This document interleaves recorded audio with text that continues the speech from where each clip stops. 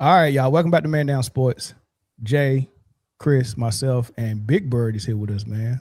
Homeboy Bird in town, man. What's good, Why that man? man call you Big Bird? Because he yellow like him? That's where the name came from. That's actually where it came from, Chris. He let a European give him that name. That boy, the only dude I knew that grew up down south that looked like he grew up in the Twilight movie. That boy ain't got no son. That boy look like a highlight of this bad boy. I'm just like Chris, man. I look no different. Clearly darker than you. Yeah, Chris got a little tint to him or something, boy. You look like you a clear windshield. I'm at least 50% tint, brother. A little bit. That's too funny, man. Me and Draymond Green, the trunk. Oh, Kevin Durant went to the hole, got a dunk, man. Hey, this is gonna be a good show tonight. So we got a lot of things we got to get to. You won't see the rundown yet because I want to get into some of the news that happened around sports. Just to briefly discuss that stuff, man. But dang, man, it's been a minute since I seen Bird looking like a highlighter like that, man. It's cool. I can't stop smiling, man. That's funny. Well, but let me say this. This. Into the mic. Listen, act like you've been here before. I won the Man Down Fantasy Football Championship this year, and I swear I haven't seen any acknowledgement from anybody since. Did you get a belt? I haven't gotten a belt. I haven't gotten a congratulations. No, you didn't want a belt. You didn't want a belt. Y'all kicked me out the group chat. I don't know what's going on. That's a lie. Kicked you out the. There's so much hate going on right now. Like, Bird, you just sent LOL today. He don't separate it either. No, I hate when this motherfucker said LOL, bro. So it really say laughing out loud. It's really funny though. I don't know. Motherfucker be like la. It be funny stuff, man. Yeah. Man, shout out to everybody that's in the chat, man. I see Know Your Boy Sports. I see Marco Knight. I see G Marty in there. What's up, big dog? Cass Soprano was good, man. Hit the share button, hit the like button as well, y'all. Also, if you haven't made a comment, man, throw a comment in there so I can see who in here and where y'all from. We'll go ahead and get started, man. Where you at, who your people is. Let's start real quick with some of the news that happened, man. I gotta shout out my boy Dell Curry, man. Dad of Seth and Steph, one of the greatest shooters of all time. Who? Who? You said who and Steph? Seth and Seth. Man said Seth. Wardell. Well, what's the difference between Seth and Seth? You said the same thing twice to me. Exactly. That's my point. That boy name is Seth. Why would I do? Only people that talk like that is people from England and people who wrist is broke. I'm not forcing myself to enunciate the T and the H don't enunciate nothing. I'm not doing enunciate. Listen, I don't know. You enunciating or pronunciate. It don't either one. It don't matter. Listen. The error is enunciate. The error is over there. That ain't what it is. Enunciating. I'm not like y'all. I'm not a snake. I don't talk with a lot of tongue. I'm not Seth. I'm not doing that. It's Seth, man. It's way more comfortable. Seth. And your head goes to the side. Look how he bite his tongue when he say my name. Seth. No, I'm not doing that, dog. Y'all can talk like that. He got a one-on-one battle versus the English language, and he is losing. Yeah, man. Hey, but look, that's disrespectful to interrupt Dale's flower giving session. We was trying to give Dale his flowers, and Chris wanted to jump in for the letter T and H and protect their honor while I'm trying to talk about Dale. You know what I mean? Can I finish talking about Dale? Shout out to Dale. Shout out to Dale, man. One of us got a Dell Curry jersey. That's me. Yeah. Two of us got a Dell Curry jersey. But anyway, nonetheless, man, they retired Dale's jersey. He is the only the second player in the Charlotte Hornets franchise history to have their jersey retired. Bobby Fields was the first. And this was after he, had a tragic car accident and passed away. They retired his jersey number. He was a big component of the Charlotte community as well. So, everybody felt that. But Dell Curry, I mean, I think he's a big part of Charlotte as well. how long he played with Charlotte and how they had playoff runs, and he was a cornerstone in Charlotte. Somebody that wanted to stay there, and then he still works for them as an announcer. So I think it was fitting that they retired his jersey. So I think if you add Bill Russell, because his jersey is retired league wide, the number 6, no one can wear it for any team. So if you add him, it's only Dell Curry, Bobby Fields, and the number 6 Bill Russell that can't be worn in the Charlotte Hornets jersey forever. And I think it's real fitting and a good noble move for the Charlotte Hornets to do that. I think that was dope, man. So shout out to Dell Curry, man. Well deserved. Well deserved. Couldn't happen to a better person. Looking at that picture, I'd be remiss if I didn't say that Bird looked like he should be up there. Bird, hey, who belongs in that picture the most, Bird or Sonya? Bird. Bird. As a matter of fact, if you pull the picture back up, pull the picture back up. Bird might be in there. I think Steph is holding him. I think Steph is holding Bird. Oh my God. So Steph is Bird. Steph is Bird. Look at that same beard. Same head shape. Bird definitely. Same Bird, jump you better go find your family, man. It's some money in there. There's some money out there. It's some money out there, Bird. Same jump shot. So I concur. Birdell. I concur. You get it? I concur. Oh, that is so trash. That is horrible. That is horrible. Nah, but shout out to Dell and congratulations to get your jersey retired. That is an extremely huge accomplishment, and that means that you were important to that franchise. You meant a lot. You did a lot, and not everybody gets their jersey retired. So shout out to Dell for that. That's what's up. Yeah, for sure. Also, the NBA announced that they was gonna, go ahead with the expansion, and I think Seattle and Las Vegas are the teams that are more than likely going to get teams. LeBron, I think, has announced that he's no longer interested in being a team owner. I always thought that he was gonna be one of those guys that got one of the new expansion teams, but it looked like he's not. But what y'all think about the Seattle team? I want to see the Supersonics come back, honestly. I'm absolutely cool with it. Both of those cities need teams. I have a question though. If Seattle gets a team again and it ends up being the Sonics, what happens to the Thunder's history? Sonics keep the history. They keep it. So the Browns. The Cleveland Browns are the Ravens. That are the Colts. So because the Sonics won a ring back in the day, and I think the Thunder still hold that banner up there. So would that banner go back to the Sonics? Yep. If they become the Sonics? Well, the Charlotte Hornets are the Bobcats. And the New Orleans Pelicans.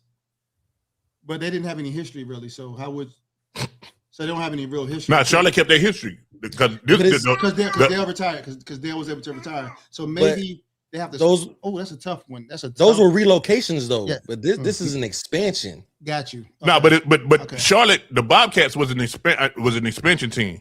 Like after the Hornets moved to New Orleans and got traded to the Pelicans. They changed their name to the Pelicans. So that actual franchise is in New Orleans.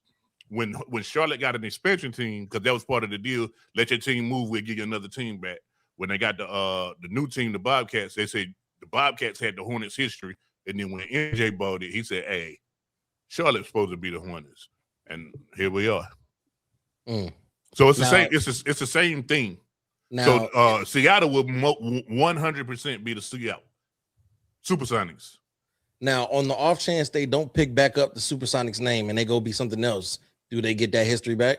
On the off chance that yes, they get the history back. But number two, if they do that, they won't keep the team long again. Them fans in Seattle want the Supersonics, bro. They want it, and they deserve it. For sure, they deserve it. Yeah, they want it so bad they done went and won a Super Bowl. They want it almost as bad as I want Bird to speak into the mic. I didn't want to be heard at that moment. Oh, my bad. Okay. All right. Don't be afraid. Don't be afraid, man. Step up to them. Hey, yo. I'm definitely rocking with Seattle. I feel like I'm forced to rock with Vegas just because they're forcing Vegas to be a sports town, right? They got the football team, they got the hockey team, they got the WNBA team. They're bringing the A's there. They're just forcing it to be a sports town. So I feel like I have to be on board. It only makes sense to have. Y'all know what's outside of Vegas? Dirt. Exactly. Dude, it like I understand because gambling is so big across all major sports. It's only right to have a team located there. You know what I'm saying, for more money, more revenue. But whatever they named it. More importantly, the bigger question is who moves east. Like, yeah. So I thought for sure Minnesota was a lock, but Mel brought up a point in the chat. Geographically, Memphis is the top of the list. That makes more sense. Actually, I did. Oh, one of y'all melanated wonderful kings. And then to me, New Orleans could go because they started off as an Eastern Conference team. Yeah. Well, supposedly, rumor has it that the first free agent signing is going to be Terry Rozier in Vegas, and the head coach is going to be Chauncey Billups. So shut up. Watch out for that. What they going to name the team? The Thieves. Las Vegas Mafia. Las Vegas Sporty Thieves. Las Vegas Bet Slips. Yeah. Las Vegas Prize Picks. The WNBA new CBA. All right, so here are some of the details with that. The salary cap for each team used to be 1.5 million, now 7 million. So they got more money to spend. And the revenue share, I don't know what it was before, but it's up to 20% now of the rev share. I think the NBA they didn't have rev share. They didn't have any rev share? No. Oh, that's crazy. Yeah, so they were just working with their salary. So anyway, I think the NBA might be very close to 50-50 with the players and owners. You know what I mean? So that's something that the next CBA they can look forward to, maybe raising it from 20% to maybe 30%. You know what I'm saying? But right now, revenue sharing is kind of a myth because the league is losing money. I don't think so. Which league? The Dub. Oh. The Dub don't turn a profit yet. I think I'm pretty sure they turned a profit this year. They probably factor in all, here's my thing. Like, even if they had a successful year, they got to pay back whoever they was borrowing money from the NBA for the non-successful years. All right, let me think of it this way. If the NBA didn't turn a profit, all right, so let me think about it before this TV deal they just signed, because the TV deal they signed was very lucrative. But before the TV deal they signed this year, they didn't have one that good. So think of it this way: the NBA, from the tickets they were selling and the TV deals they had and the sponsors they had, wasn't covering how much they was paying the lights to be on, staff, player salary, coach's salary. So let's say that they're spending more money than they was getting, but they just made a huge deal with the TV deal they got because they part of what the NBA TV deal was. So they bringing in money from that TV deal on top of the fact that now they're selling more tickets and selling out more games. I think it's safe to say, even if on paper it might say they didn't turn a profit this year, I think it's safe to say, and I think the reason why they was able to do this CBA, because they can project that they are going to be making a profit based on what the snapshot they had this year. So I think they're going to be in a good spot. They're trending in the right direction for sure.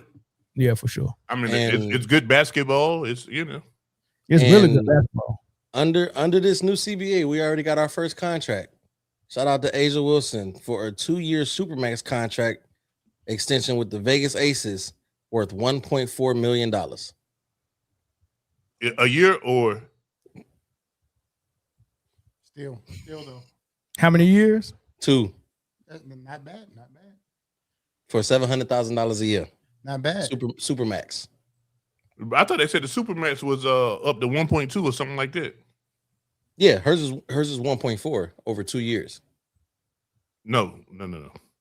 Oh, 1.2 a year? Yes. Is that the details? Look it up. Hold on. Yeah, I listen. They can pay their top stars over $1 million. She getting more than 700,000. Yeah, she got to be. Cause ain't no star top as her. Do she even care? Bam making that loop, boy.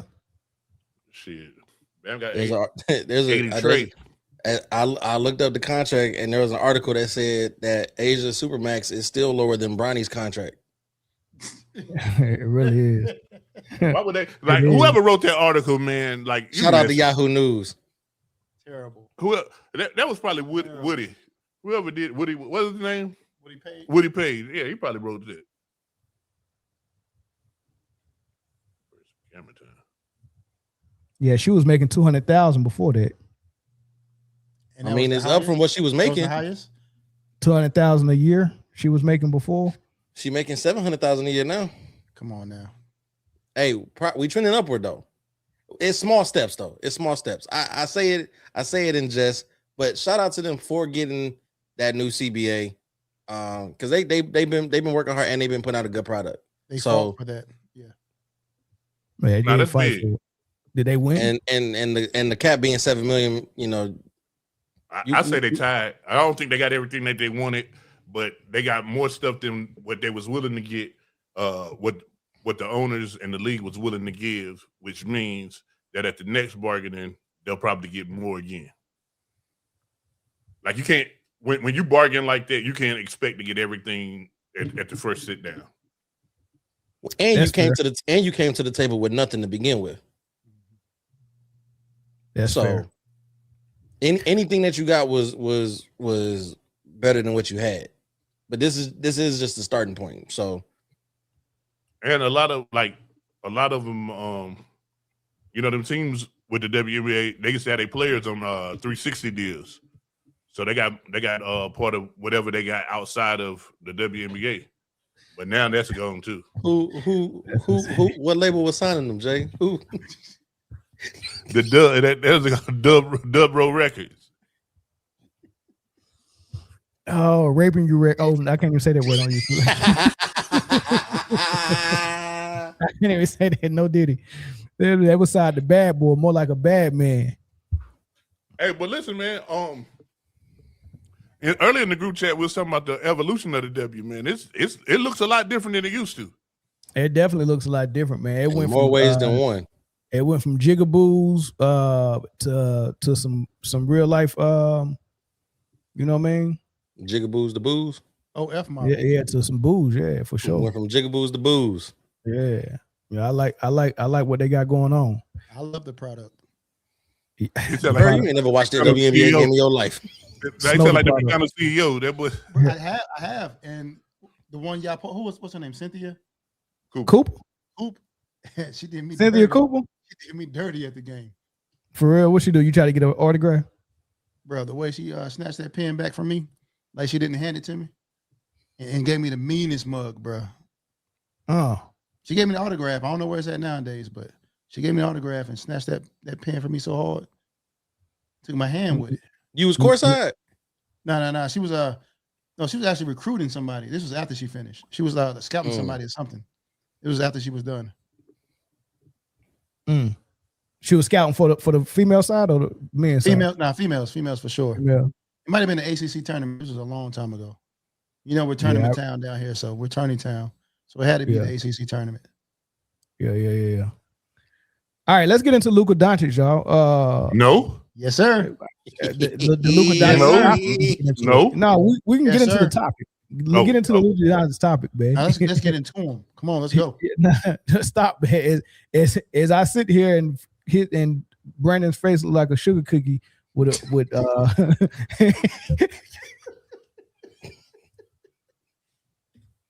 hold the sprinkles.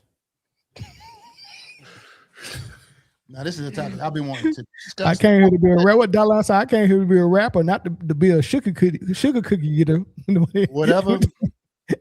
I need Luka to win this MVP. Luka has to win. All right, well, let's talk about it. So says the sticker Luka's dude been on holds the the cinnamon. tear. The Lakers has been on the tear. I think they won 11 out of the last 12. They on a run, some really good wins. Luka had 60 last game. The game before he had 40. They absolutely destroyed the Rockets 2 games in a row. And the games before that, the Lakers defense has been a lot better. And so has Luka's been a little better. Yeah, right? hold on. Time out. Listen, I do not, and I never have, look like no damn little real.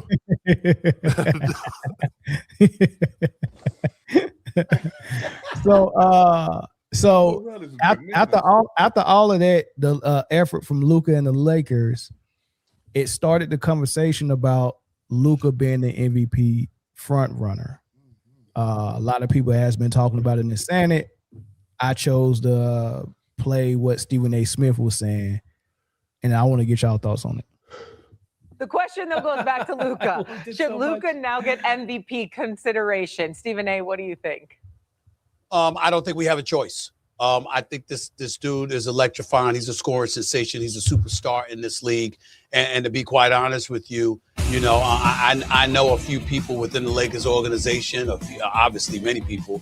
I spoke to a couple of them last night, and they was talking about, hey, Stephen A., what about the MVP consideration? We want to know your thoughts. And I'm ashamed that I hadn't brought up Luka for league MVP consideration sooner than this morning. That ends now. That gets corrected right now. Luka Doncic has been sensational. The Los Angeles Lakers have been incredibly impressive on an 8-game winning streak. He scored over 30 in each one of those games. He scored 100 over the last 2 games. I mean, I'm looking at the breakdown in terms of what he shot. He shot 43% in the first quarter, 57% in the second quarter, 60% in the third quarter. And of his 20 points, it was on 83% shooting in the fourth quarter. The brother is just doing his thing. And when we look at a guy like Shai Gilgeous-Alexander, who has been a model of consistency and deserves all the credit in the world, and he deserves MVP consideration.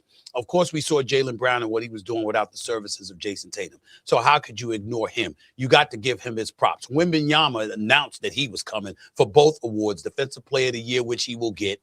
And obviously, he warrants consideration for league MVP with San Antonio having the year that they're having, with them being a top 2 seed in the Western Conference. But how do you explain the Los Angeles Lakers? I gave praise yesterday to LeBron James because, damn it, he deserves it. And we're not going to be shy about that. But who deserves it more than Luka right now with what Luka is doing? He's leading the league in scoring. The Los Angeles Lakers are winning as a top 3 seed in the Western Conference, okay? They're winning basketball games. He's leading the way. And he has an individual in LeBron James who is on the Mount Rushmore of basketball, still playing like an all-star caliber player. And he has to be deferential because Luka is that great. He's that unstoppable. At some point in time, you just got to announce it. And right now, we have to announce right here on First Take that Luka Doncic, the individual that the Dallas Mavericks traded away for Anthony Davis, okay, another player, Christie, and a pick, that same Luka Doncic in a Los Angeles Laker uniform is a top candidate for league MVP honors. I'm announcing it right here this morning. Is he a top candidate for MVP? I have a question. Yeah. Did a player by the name of Shai Gilgeous-Alexander suddenly retire? Nope. Then why are we talking about him being a top candidate? Well, he scored 60 yesterday. He's a top candidate in the sense of 87% of the league is not even considered. So what's a top candidate? Top 3? Is that top, or is he saying he's the favorite? They saying he should be the favorite. Top 5. He's in the top. But he was already top 5 in all the sports betting ladders. They already had him top 5. Yeah, so but I think right now, on the tear that he's been on, he's past Jaylen Brown. I don't think so, dog. So right now I have my realistic 1, 2, 3, 4, 5. My realistic 5 is SGA. Number 2 right now would be Wemby. 3 would be Luka. 4 would be JB, and 5 is Jokic. Nah, I still got Cade. Cade has dropped for me. Well, here's why. You can go ahead and say Cade don't have enough games. You can go ahead and say he's not going to be considered. Well, until he's missed the 17 games, I can't say that. They just say he's going to be out for an extended period of time. They say he's going to be reevaluated in 2 weeks. But he's probably going to miss 8 games. He's probably going to miss 8 games. There's 14 or 15 left, and he just needs 4 to meet the cutoff. He's at 61 games played. Yeah, it's a real good chance that he comes back and able to play. I looked it up with collapsed lungs. They say, depending on the severity of it, some athletes can come back in 2 to 4 weeks, and some can come back in 1 to 2 weeks. So it's gonna be about what it's gonna be like when they reevaluate him. But let's say he's gonna meet the threshold. I still got SGA 1. I don't have Cade number 2 no more. I would go ahead and concede that to Wemby. For sure. I got Wemby 2 now. 3 and 4 is going to be between Brown and Cade.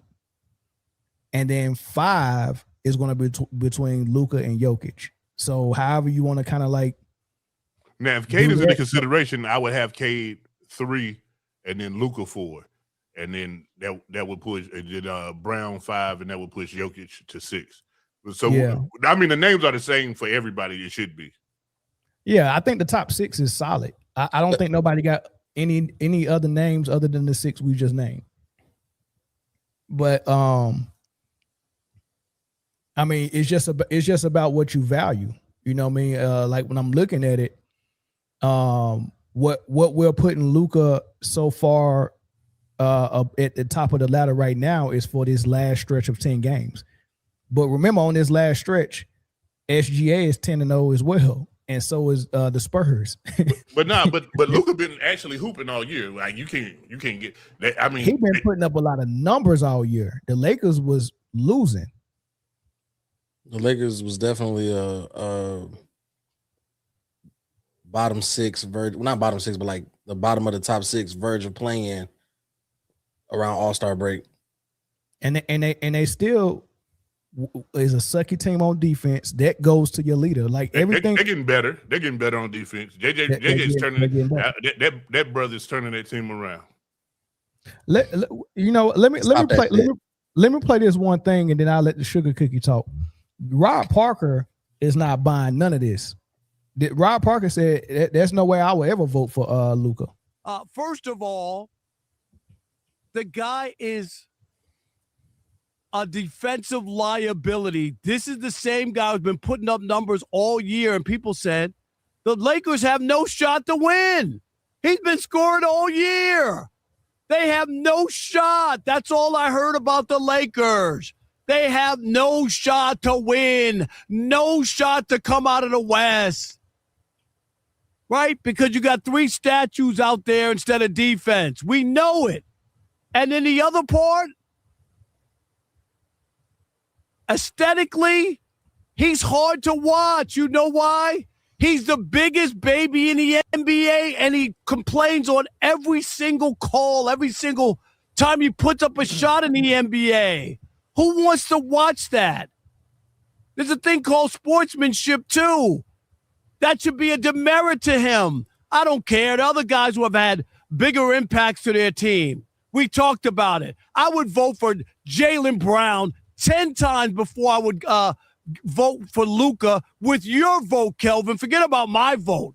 Don't be worried about my vote. I'm just saying I wouldn't even vote for him with your vote, let alone mine. I can look at all these other players, SGA. I could even look at Cade, who won't qualify, and talk about what they've done. To me, most of the Lakers season was disappointing, and people wrote it off. And now they got a little hot streak on, and now I'm supposed to act like 3/4 of the season that I watched didn't happen? He ain't no damn MVP. It's called prisoner of the moment. People are so phony. That's what they do. They watch one night. I guess Bam should be MVP after the 83-point debacle. Where were those chances he should have been MVP? Luka's not the MVP of this league, not even close. I would never, if he continues to play like this, the way he plays, the big baby antics, I would never vote for him. I'm sorry, I couldn't do it. And you got to give me more effort on both ends. You don't have to be a defensive stalwart. Make an effort. And most of the time, he doesn't make an effort. Allah will provide. Go ahead, Bert. So are we victims right now of recency bias, right?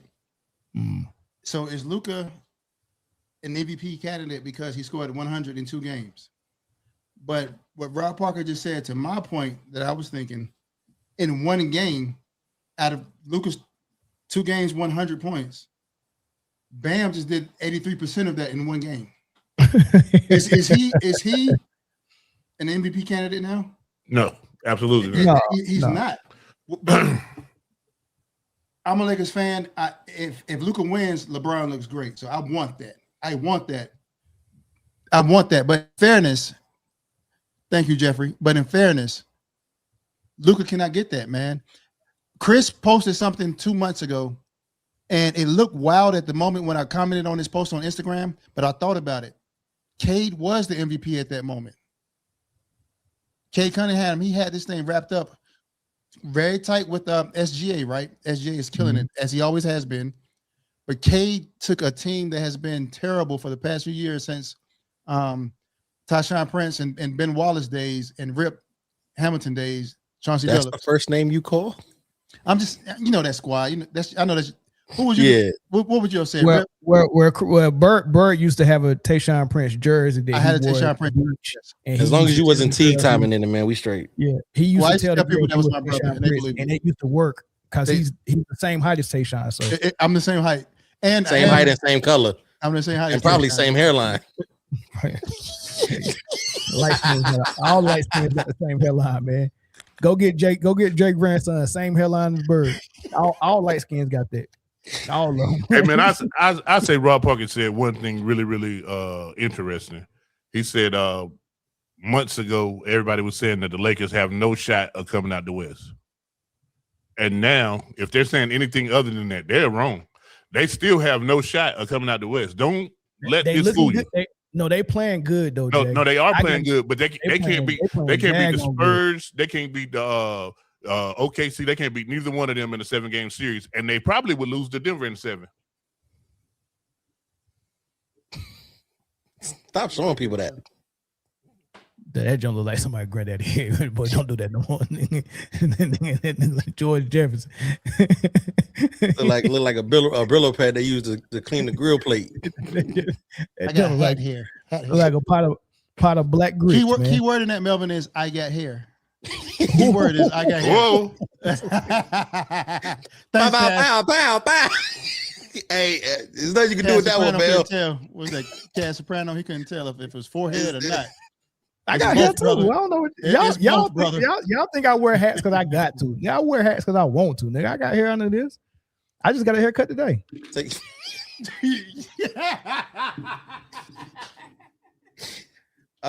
You know what? Hey, I bet it wasn't high and tight.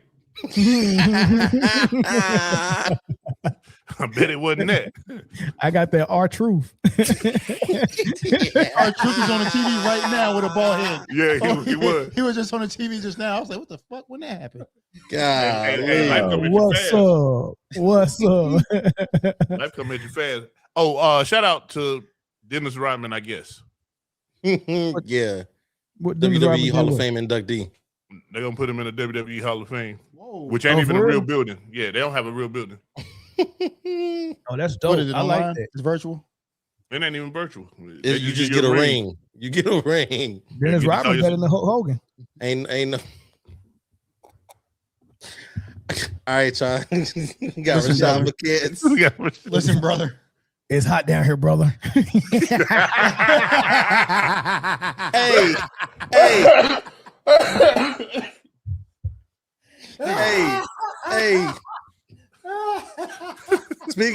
Speaking of the afterlife, y'all seen that Club 520 clip No, what happened? They I'm said talking about Lamar Odom. I sent it to you, man. They said- You gotta they see that said- joint. You gotta see that joint. Boy. Hey, Chris, I cried for like 8 minutes straight. I could not breathe. Hey, be here stupid. That boy said Kobe told him, bro, it ain't afterlife ain't what it's cracked up to be. Man, Kobe did not come back and tell you that, dog. It ain't that lit. Who said that? That's what Lamar Odom said. Lamar He had a Odom dream. said he had a dream that Kobe came back and told him that the afterlife ain't lit. It ain't all that. Who thought it would be? Hey, be here said, man, that nigga's going to hell. Who thought it Hey, would shout be? out 520, man. Them boys is hilarious. Them boys is Oh, man. hilarious, He boy. about to but be on his you- own show. Hey, Lamar, man, he could have kept it to Is himself. he But back on that didn't. stuff? Is he back on that powder? No, he do got a documentary coming out on Netflix. Was he ever about off him. of it? During the He season, got off of said. it for a while. During the season. I hope he was off of it. He They said almost during took the him up season out he of here. was. After Yeah, he I'm left, looking after, up out after here, he left, He down there with Dwight Howard ex-wife, going ham. Yeah, Dwight They Howard, just- his wife, tried to tell the whole world Dwight was on that stuff, and she had the bag in her possession with her nose running. I'm like, Especially come with on, no dog. gloves. That's his current wife. As she of now. was holding it like it was a chicken nugget. Man. She was holding it like a boneless wing from Buffalo Wild Wings. Dog. That ain't never been Dwight wife, man. She belonged to D Ruggs. And that ain't no toy, Roy. She was That ain't no toy. she was holding That it ain't like no a toy. toy. That ain't no toy. That ain't no toy, That ain't no right? toy. Man, I know a girl named Tina smoking on that pipe like it was a what did he say? Walking I up and know- down Martin Luther Luther King. Finger. Sheesh. Said selling that thing for Selling that body for $1.15. $1.15. Man. Used Shout to out be to nice Luther. when she was Like on Idi there. Amin. Sorry to get sidetracked, but when y'all Yeah, I mean, it's an ugly When y'all- motherfucker, boy. when y'all I ain't said never seen him said the Hulk Hogan And, line, that's Google what made him. me Google think. him, please. I mean, Yo, he used to be with Pop. Yo, Google that man. He missing teeth and everything. That oh, man. hold on. I thought this was about the real Idi Amin. The Then he real named Idi himself Amin. after The real somebody? Idi Amin. Which one the ugliest? The real Idi Amin or the rapper? Nah, the real Idi Amin. They look the same. No. What Idi Amin? What country he from? I want to say Africa. He could I didn't know it was a real one. Yeah. He might have been in charge before Gaddafi was. Is he in the same country Gaddafi was running? That Idi might be. Amin. That might be. I can't even remember what country Gaddafi. What was it? Gaddafi. Libya. Gaddafi Libya. was Libya, Right. right? Libya. Idi Amin, he was a dictator, I think. But I don't know how to spell his name, so I ain't never looked him up. The rapper just got EDI and then mean like, man, it's me. Oh, Gaddafi is Idi Amin's son? No, man. Man, we done got way off track, man. He's just an outlaw. And ran it back That's- in. No, he was definitely a warlord, Cass Soprano. Oh, Idi Amin was Uganda. Uganda? It was Uganda. Thanks, Andrew. Hey, the Ugandan giant was Kamala. What's the cash crop in Uganda? Got to be gold. Humans? Got to be gold. It might be light-skinned niggas. Nah, not in Uganda. Not in Uganda, my boy. It's humans, but it's damn sure ain't light skinned niggas. It's all prototypes Nah, of the mill. and light skin is a South African product. With that As a voice cash act. crop? That's what they selling? It's all right. All I right, can't man, sing let's and I get back can't to dance, but I can make romance. Hey, also random note, but shout out to Afro Man. If you know, you know. Yes, sir. Oh, Yes, boy, sir. Yes, sir, man. Chris. 11-pound cake for everybody on man down, dog. Hey, my boy Everybody said, get 11-pound cake. that sheriff said, That boy almost hosted his weapon for that pound cake. that was boy. Mama's pound cake. Shout out to Afro Man, man. Hold on, man. Oh, Now the man. worst part is that sheriff had to get on the stand and testify that Nah, they done hey, him Look who thousands just of woke up. pound Look who cake. just woke up, y'all. You see how she getting that cold out of her eye? Did y'all see that? Welcome Getting to the work. cold out of her eye is Welcome to work. insane, dog. My fault. I literally did just wake up. I can tell. Why are you looking like Big Bird's sister over here, man? What is up with Big her? Bird's sister? You look Yeah, like Elmo's cousin. Oh my Nah, god! he was Big talking about Bird- this Big Bird. He was Big talking Oh, about my this fault, Big my Bird. fault, my fault, my fault. No. Get him. Why y'all so bright, man? What kind of camera light y'all got, man? This is insane. Natural. They got a nice setup in here, man. Hey, I wish Jay, they give popped some of Bird this one. popcorn. Pop some of his Hey, popcorn, find a man. curly wig that look like Bree's hair and put it on Bird's head, man. I want to see something. I want to see something. Chris could probably do it with AI quicker than I can find a curly weave. Hey, take a screenshot of Bird's face. Bird, Chris don't got move. that Bird, that don't AI move. photo of him Don't with a Jerry curl. Who? Chris, What happened? Who got a Jerry you curl? got that AI photo of you with the Jerry curl. Oh yeah, that was my I old love Twitch it. thing Oh, for a while. oh, yeah, I love yeah, for sure. Now, what's up, Bree? What's up, fam? You missed us talk about the WNBA. Oh, You damn. missed it, man. We talked about the CBA What I and missed? everything. The CBA? You know what I'm saying? We just covered it the best way a guy could, but I seen you covered on your show earlier today, and you had way more information than we did. So yeah, man. happy to fill in any of the blanks if we ever circle back. Do you real quick? Did you see Asia Wilson's new contract? I did. I think she's going to be the highest paid, and then it's going to be Stewie. And so is that 1.4 over 2 years or 1.4 a year for 2 years? I think it's 1.4 per year. Yeah, that's what I was thinking. Yeah, why did they word it like that then? They just said Supermax 1.4 million. They didn't, you know what I'm saying? They for said a season, I they think. said You know what I 1.4 mean? Like, over 2 years. they did? Yeah, that's what everybody's saying. So I she went. thought I read it like it was going to be. $700,000 a year. I read it's going to be a year, which is interesting because so the minimum is 300,000. That's the minimum base that anyone can have, and then the max cap is 7 million. And what I talked about earlier in my podcast is like it's going to be interesting to see what the owners are going to determine each player's worth, especially because there's 89 players that's going to be in the free agency, which is like more than half the players in the league. It's kind of crazy. So just to kind of see how they're going to map these salaries out and the value that they're going to place on the ladies. It's going to be crazy. Now, check this out though. So that deal was for 7 years, right? That CBA is good for 7 years, right? Yeah, and on the 6 years when they essentially talk about if they're going to opt out or renegotiate. But yeah, 7 years.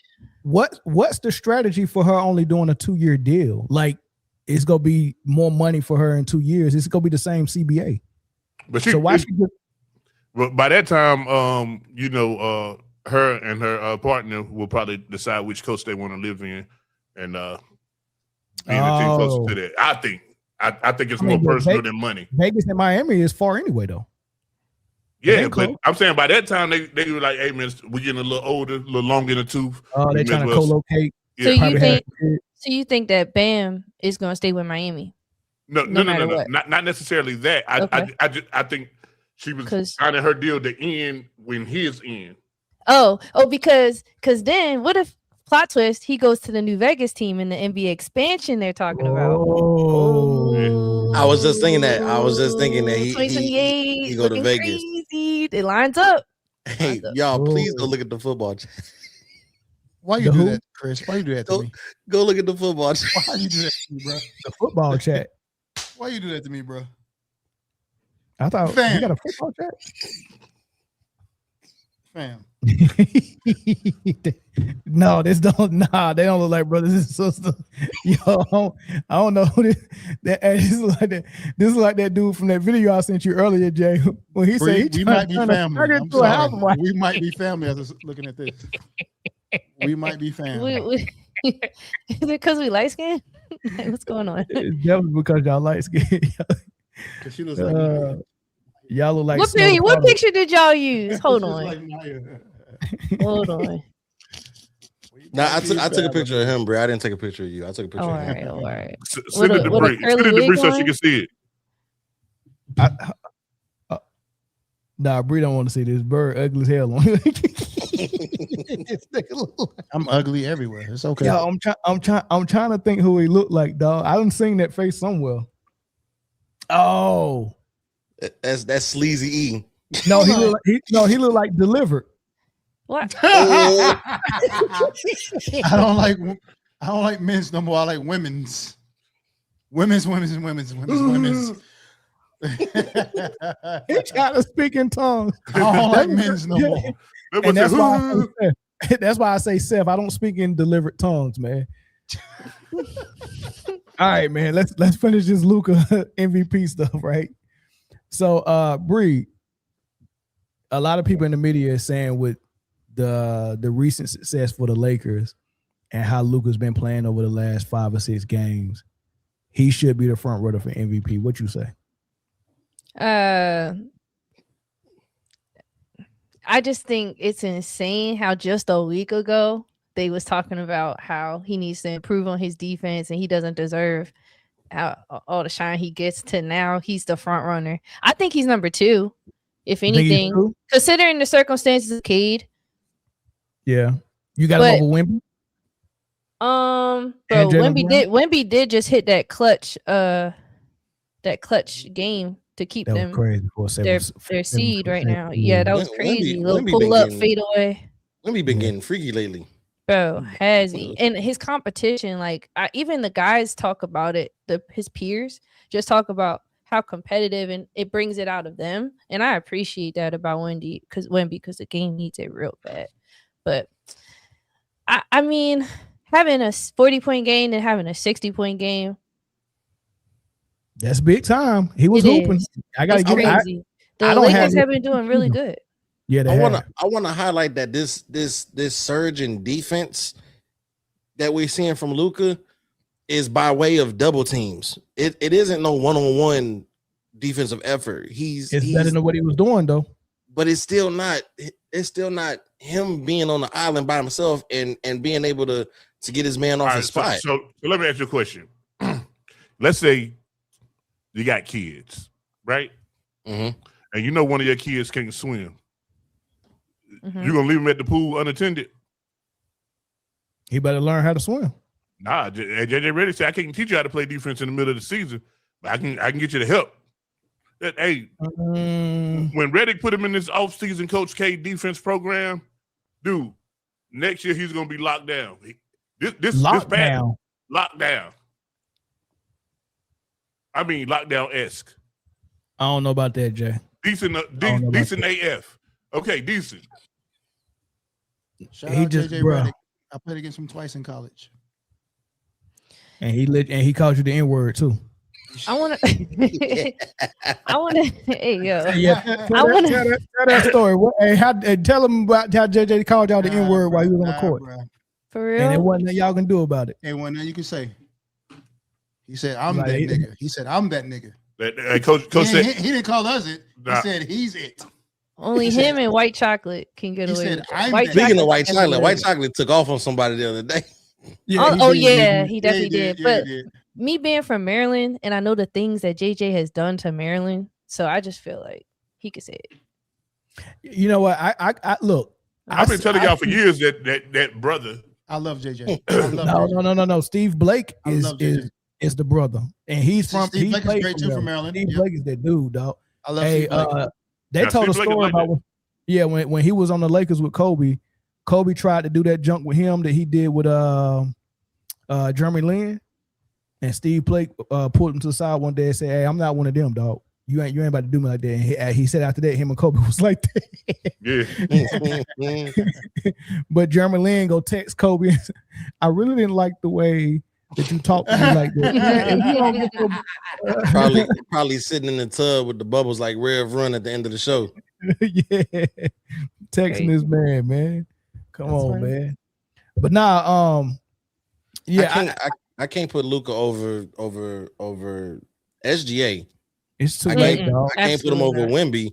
This surge, like Rob Parker said, like I can't ignore 3/4 of the season. No, I can't. Just because you had the last 2 games and in his last 10 overall, he's been playing tremendous offensive basketball. He's been lights out all you guys. He's been playing tremendous offensive basketball. You score 100 points in a back-to-back, cool. I'm not immediately putting you in top 2 and not 2 MVP conversation because of that. I'm not. What you did the last 2 days does not ignore what you did the first 60-some games. It doesn't. All right, we're gonna open the phone lines up, man, just to see what y'all think, and then we're gonna move on. Yeah, I'm with you, Chris, man. It's just too late, too little, too late, man. Try again next year. I mean, you do this every year, man. Try to do a late surge. This dude been chasing this MVP. He just got in shape. Yeah, yeah. It take him a while to settle in. Hey, but I will say this: I'm impressed by what I'm saying. And everything that I dislike about how they run their offense and how ball dominant he is. You can critique it, but you in good faith, you have to hold some of your critique if it's actually working and they're winning games. So, because the only reason why I'm critiquing it is because I know that way doesn't win. But if you are able to win playing that way, then I got to shut up. So I can't critique him too much. I can still critique him on his defense, but not as much if everything is working. You know what I mean? Mm-hmm. So I will say I do want LeBron piss tested though, because these last couple of games. Hey, he been looking good, ain't he? Look like a bacon, egg, and cheese sandwich. I'm almost like a goat. Stop it. Stop it. Caller, can you hear us? Yeah, I can hear you. I got one question for you guys. After Tatum went down last year with the whatever happened to him, what did you guys predict the Boston Celtics to be this year? I said the bottom.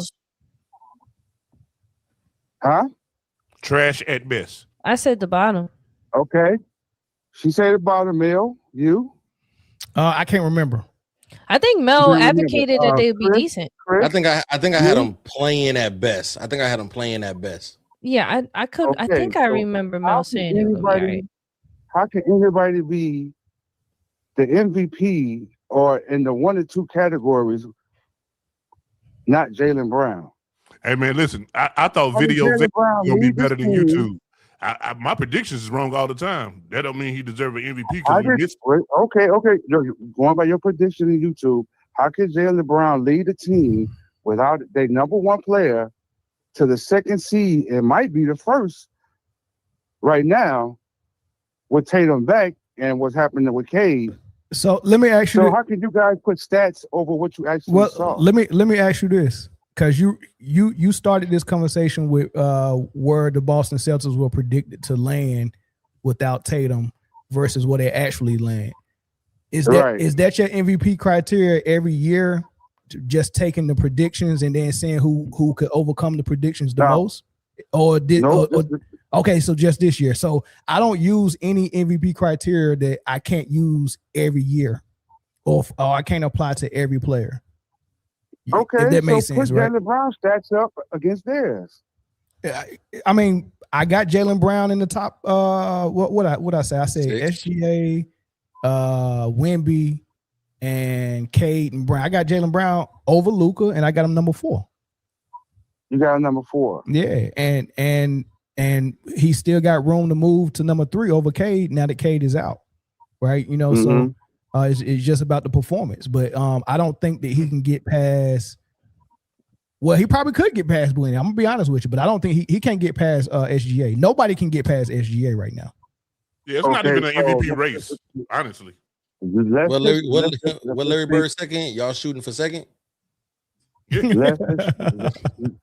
Let's just go hypothetical. If Boston beats the Thunder for the title, then what you guys think?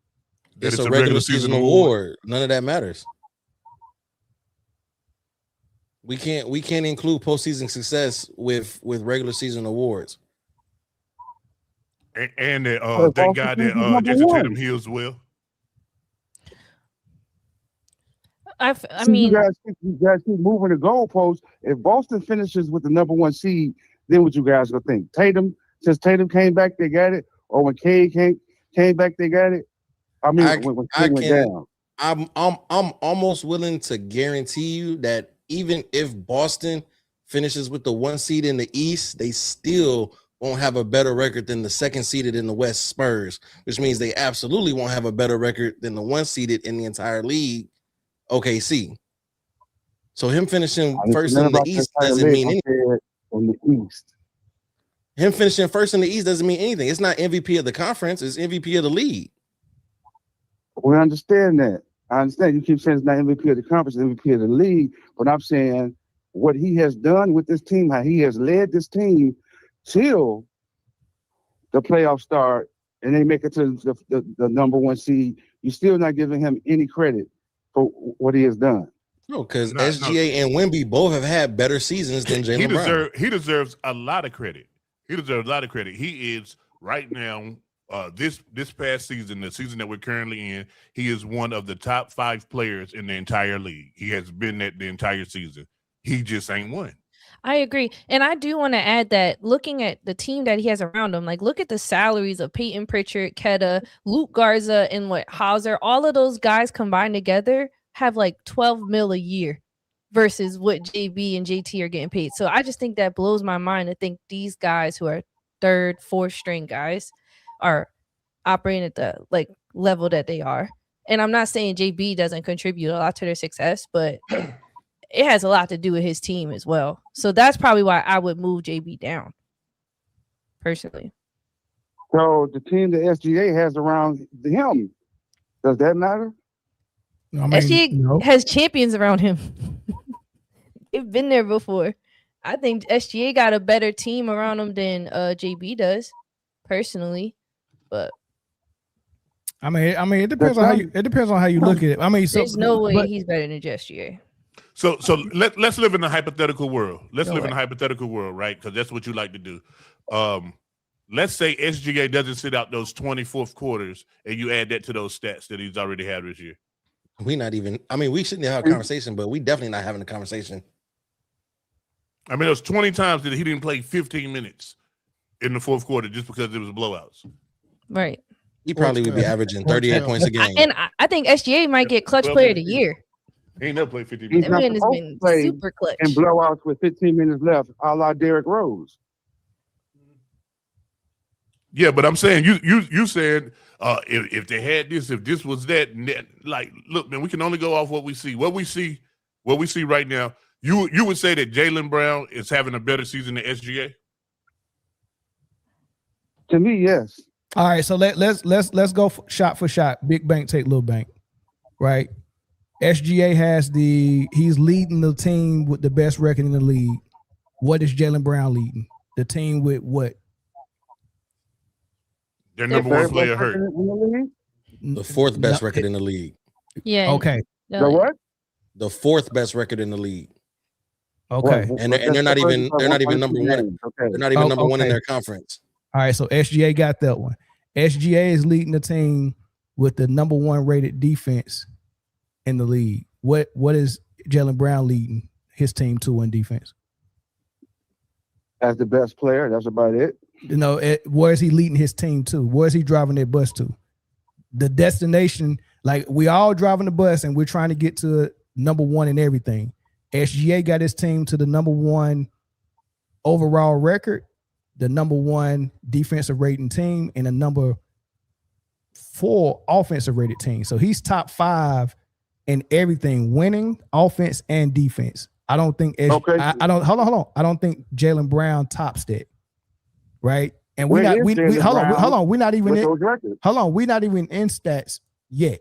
All right. Then we go to this man has sat out 24th quarters and he still has more than 100 points more than the second guy in clutch points. He's going to win clutch player of the year.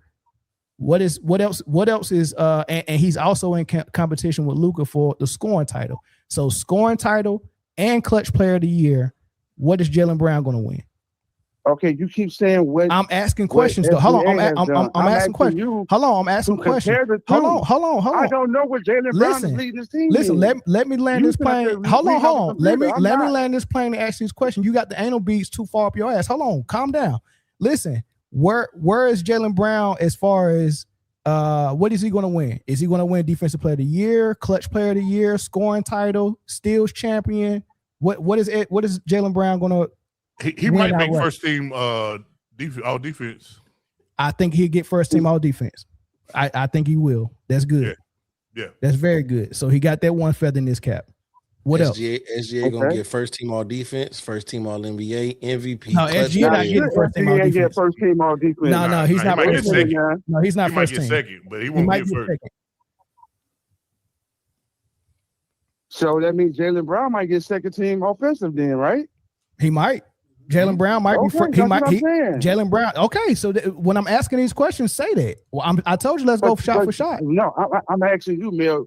You're looking at the stats right now. So when you give off SGA stats, gives Jaylen Brown's right behind it. No, I'm advocating for SGA. You advocating for Brown, but you came up here. I'm not looking at the screen, looking at the stats. You are. But you called up here like you had the answers. How, Sway? How? I called up here to give my opinion. You ain't did the math. Absolutely. I want to go 50, 49. if I want to go sit in front of a laptop and read off stats like you doing, you should do it fair. And say what he's doing and what he's doing. You ain't got the answer, Sway. Somebody pull up Jaylen Brown stats, Chris. All right, I was already on it. All right, so Chris. So SGA is averaging 31.5 points per game. Jaylen Brown is averaging 28.5. SGA is averaging 4.5 rebounds. Jaylen Brown is averaging 7. SGA is averaging 6.6 assists. Jaylen Brown is averaging 5.1. SGA is averaging 1.4 steals. Jaylen Brown is averaging 1. SGA is averaging 0.8 blocks per game. Jaylen Brown is averaging 0.4. Shai Gilgeous is 55.1% from the field. Jaylen Brown is 48. SGA is 38.9% from the three. Jaylen Brown is 34.2. SGA is 89.2% from the line. Jaylen Brown is 79.6. SGA has 1,827 total points. Jaylen Brown has 1,766. Your Honor, I rest my case. It sounds like you want to give Brown the award just because Jason of Tatum a was hurt. storyline that Boston was not supposed to be good this year. But that's a miscalculation on the people who thought they wasn't going to be good. Right. That's including you. Just I like I said, I don't remember where I said. I have to go back and look at that show. But I'm pretty sure I know for one thing I know for a fact I said is this is going to tell us a lot about Jaylen Brown. I don't know if I predicted them to be trash. I didn't think I predicted that, but I could have. I don't know. But and I'm gonna continue to say it has to do more so, I think, with the coaching than Jaylen Brown's actual performance. Like it has a lot to do with it, but looking at the team that they had, it's really quite amazing to see them be where they're at. And I don't believe it's always because of Jaylen Brown. In fact, there's been multiple games where Peyton Pritchard was the leading scorer for their team on winning nights. Yeah. But yeah, man. Also to your previous question, Mel, OKC is first in defensive rating. Pistons are second. Spurs are third. Celtics are fourth. Mm-hmm. And who's top 5 in offensive rating? I think Denver is 1. Denver is 1. Boston is 2. New York is 3. Charlotte is 4. San Antonio is 5. Oh shoot! OKC used to be top 5, so Charlotte jumped in the top 4. What was OKC at? Outside the top 6, according to StatMuse, they are 8th. Dang, that's a drop off. They dropped to 118.5 points per game, and their rating is 118.3. Mm-hmm. Celtics is 120.5. Yeah, that probably got a lot to do with those. How many games SGA missed? That was 8. He's sitting at 58 games. I think he missed 8 or 10 straight. Yeah, something like that. Yeah, so that's probably why that was top 5 when he first got hurt though. But hey, thanks, Carl. I appreciate you, dog. All right. Yep. He came out here to advocate for Jaylen Brown, y'all. I ain't mad at that. Yeah, same. I mean, what people got to understand, if we're saying that you're not one, in our opinion, that's not shitting on the guy. Right. Nobody said that Jaylen Brown doesn't deserve to be mentioned. Nobody said that Jaylen Brown. In fact, he's been in the top 5, I think, all season. I put Luka over Jaylen Brown, and everybody else said, "Nah, don't do that." Right. Yeah. I mean, all the guys we mentioned, like Jaylen Brown, 100% deserves to be MVP. He just don't deserve it more than SGA. Right. He picked a bad season to have a good season. And SGA smart. He got to get this MVP while he can, because next year and for the next 5, we going to France. We France, baby. How you say MVP in French? MVP. And Wemby's such an a-hole. He'll probably make the commissioner fly to Paris to give him the MVP. Yep. 100%. Now I want to do this in front of my people. We doing hold a press conference in Paris, baby. He gonna walk up on the stage with a book in his hand and say this shit in French when you hand it to me. French fries and that's all I know. French toast. French toast. French fries, French toast. French Montana. French Montana. Oh man. All right, let's go to the Rockets and Kevin Durant. Kendrick Perkins, boy, he stayed on Kevin Durant case, man. 1 minute he trying to push him to say he's all that, and then as soon as his team is not doing good, he want to come out and say IQ and leadership and all this stuff, and clown him for that. But we've been talking about Kevin Durant in the group chat with his turnovers and some of the offensive issues they're having in Houston. And the crazy thing is, Chris, we've been talking about Kevin Durant turnovers, right, and how bad they are. Mm-hmm. Would you be surprised to know that, let's say if we just take the last 20 games, all the turnovers we've been seeing the Rockets do with Kevin Durant, he's nowhere near as many as turnovers as Jokic. Jokic is turning the ball over like he owns a freaking bakery. It's just turnovers everywhere. I mean, he giving the ball away. He had 10 turnovers last game with a triple-double, 10 turnovers. Also, he don't know what he's doing. He's just giving it out. So he's throwing the wham in the circle all game long. That's all he's doing. He'll turn over a machine. Hey, listen, if you're handling that rock, the one thing you don't want to be doing is throwing that wham in the circle. You don't want to throw that wham in the circle. And that's all he's doing. If you have the ball in your hands that much, you have to turn the ball over. No, that's not true. That's just the way the game goes. You goes. shouldn't be 7 foot, 500 pounds with the ball in your hand. That's just the way the game goes. That's not how to go. Then how come his point guard don't have as many turnovers as he do? How long have you been playing ball? Jamal Murray don't got that many turnovers. Speaking to the mic. But the Jamal doesn't have his ball in his hands as much. Why not? Unless it's like the fourth quarter. Because he's going Why not? But yeah, he does have it the whole fourth quarter. But he had the game that Jokic had 10 turnovers. He had 9 assists. Touché. Guess how many assists Murray had that game? 12. Touché. With one turnover. But also a turnover can also count like if your teammate doesn't catch it. So I wish I could actually see these turnovers. We can see a completation. If his teammate ain't catching the ball, it's a reason why they're not catching them. The passes are bad. The passes, I'm telling you, it's bad, dog. Well, I wonder why he's so frantic. Like, why is he getting real? He getting straight up cookie staking too. Well, ain't no passes. It's definitely sugar cookies. But listen, Bree, this is the deal. You remember when game 7 when OKC game plan was to put a guard, they put Caruso on Jokic because Jokic, their entire offense is Jokic getting the ball outside the paint and everyone running split cuts and him making passes and backdoor passes, right? You put Caruso on him to maybe prevent him from even catching the ball, take him out the play. Yeah, they prevent him from catching it, making it hard to catch, and then when he actually gets it, he can't use speed to get by him on offense. So he's got to use his strength and power, which means he's got to back down. So the advantage is the mismatch because Jokic he's not usually down there off the catch. So you're saying put a guy down there to create this mismatch that disrupts their offense in a unconventional way because they're not accustomed to really moving. Yeah, because he don't want to catch it in the paint. He want to catch it outside the paint. And when they put a center on him, he's got too many options because now if the center is on me and y'all guard the split cuts really good, then Jokic can go into his offense and beat the center off the dribble. But so where does that leave Chet? What is Chet gonna guard? He's gonna do it he's gonna do it every now and then. They go take turns, right? But Jokic can't beat a guard off the dribble, so it takes one of his elements away, and then it makes him prone to turnovers because those guards are all the way in his hip pocket, and every time he put the ball on the floor, he's 7 foot, and that's a long way for the ball to travel with a guard down there, low center of gravity. So once everybody's seen OKC do that, when you watch the Denver Nuggets play now, everybody is putting guards on Jokic. And he still won't go in the paint. He's still catching it outside the paint and trying to run that offense and just turning the ball over left and right. But anyway, I mentioned all that. I'm gonna play for you what Kendrick Perkins and Channing Frye was talking about on their podcast. And then I want to pose the question to y'all. Based on what y'all saying from Denver, Rockets, KD, Jokic, which team do you think is in the most trouble going into the playoffs? But I'm gonna play this first though.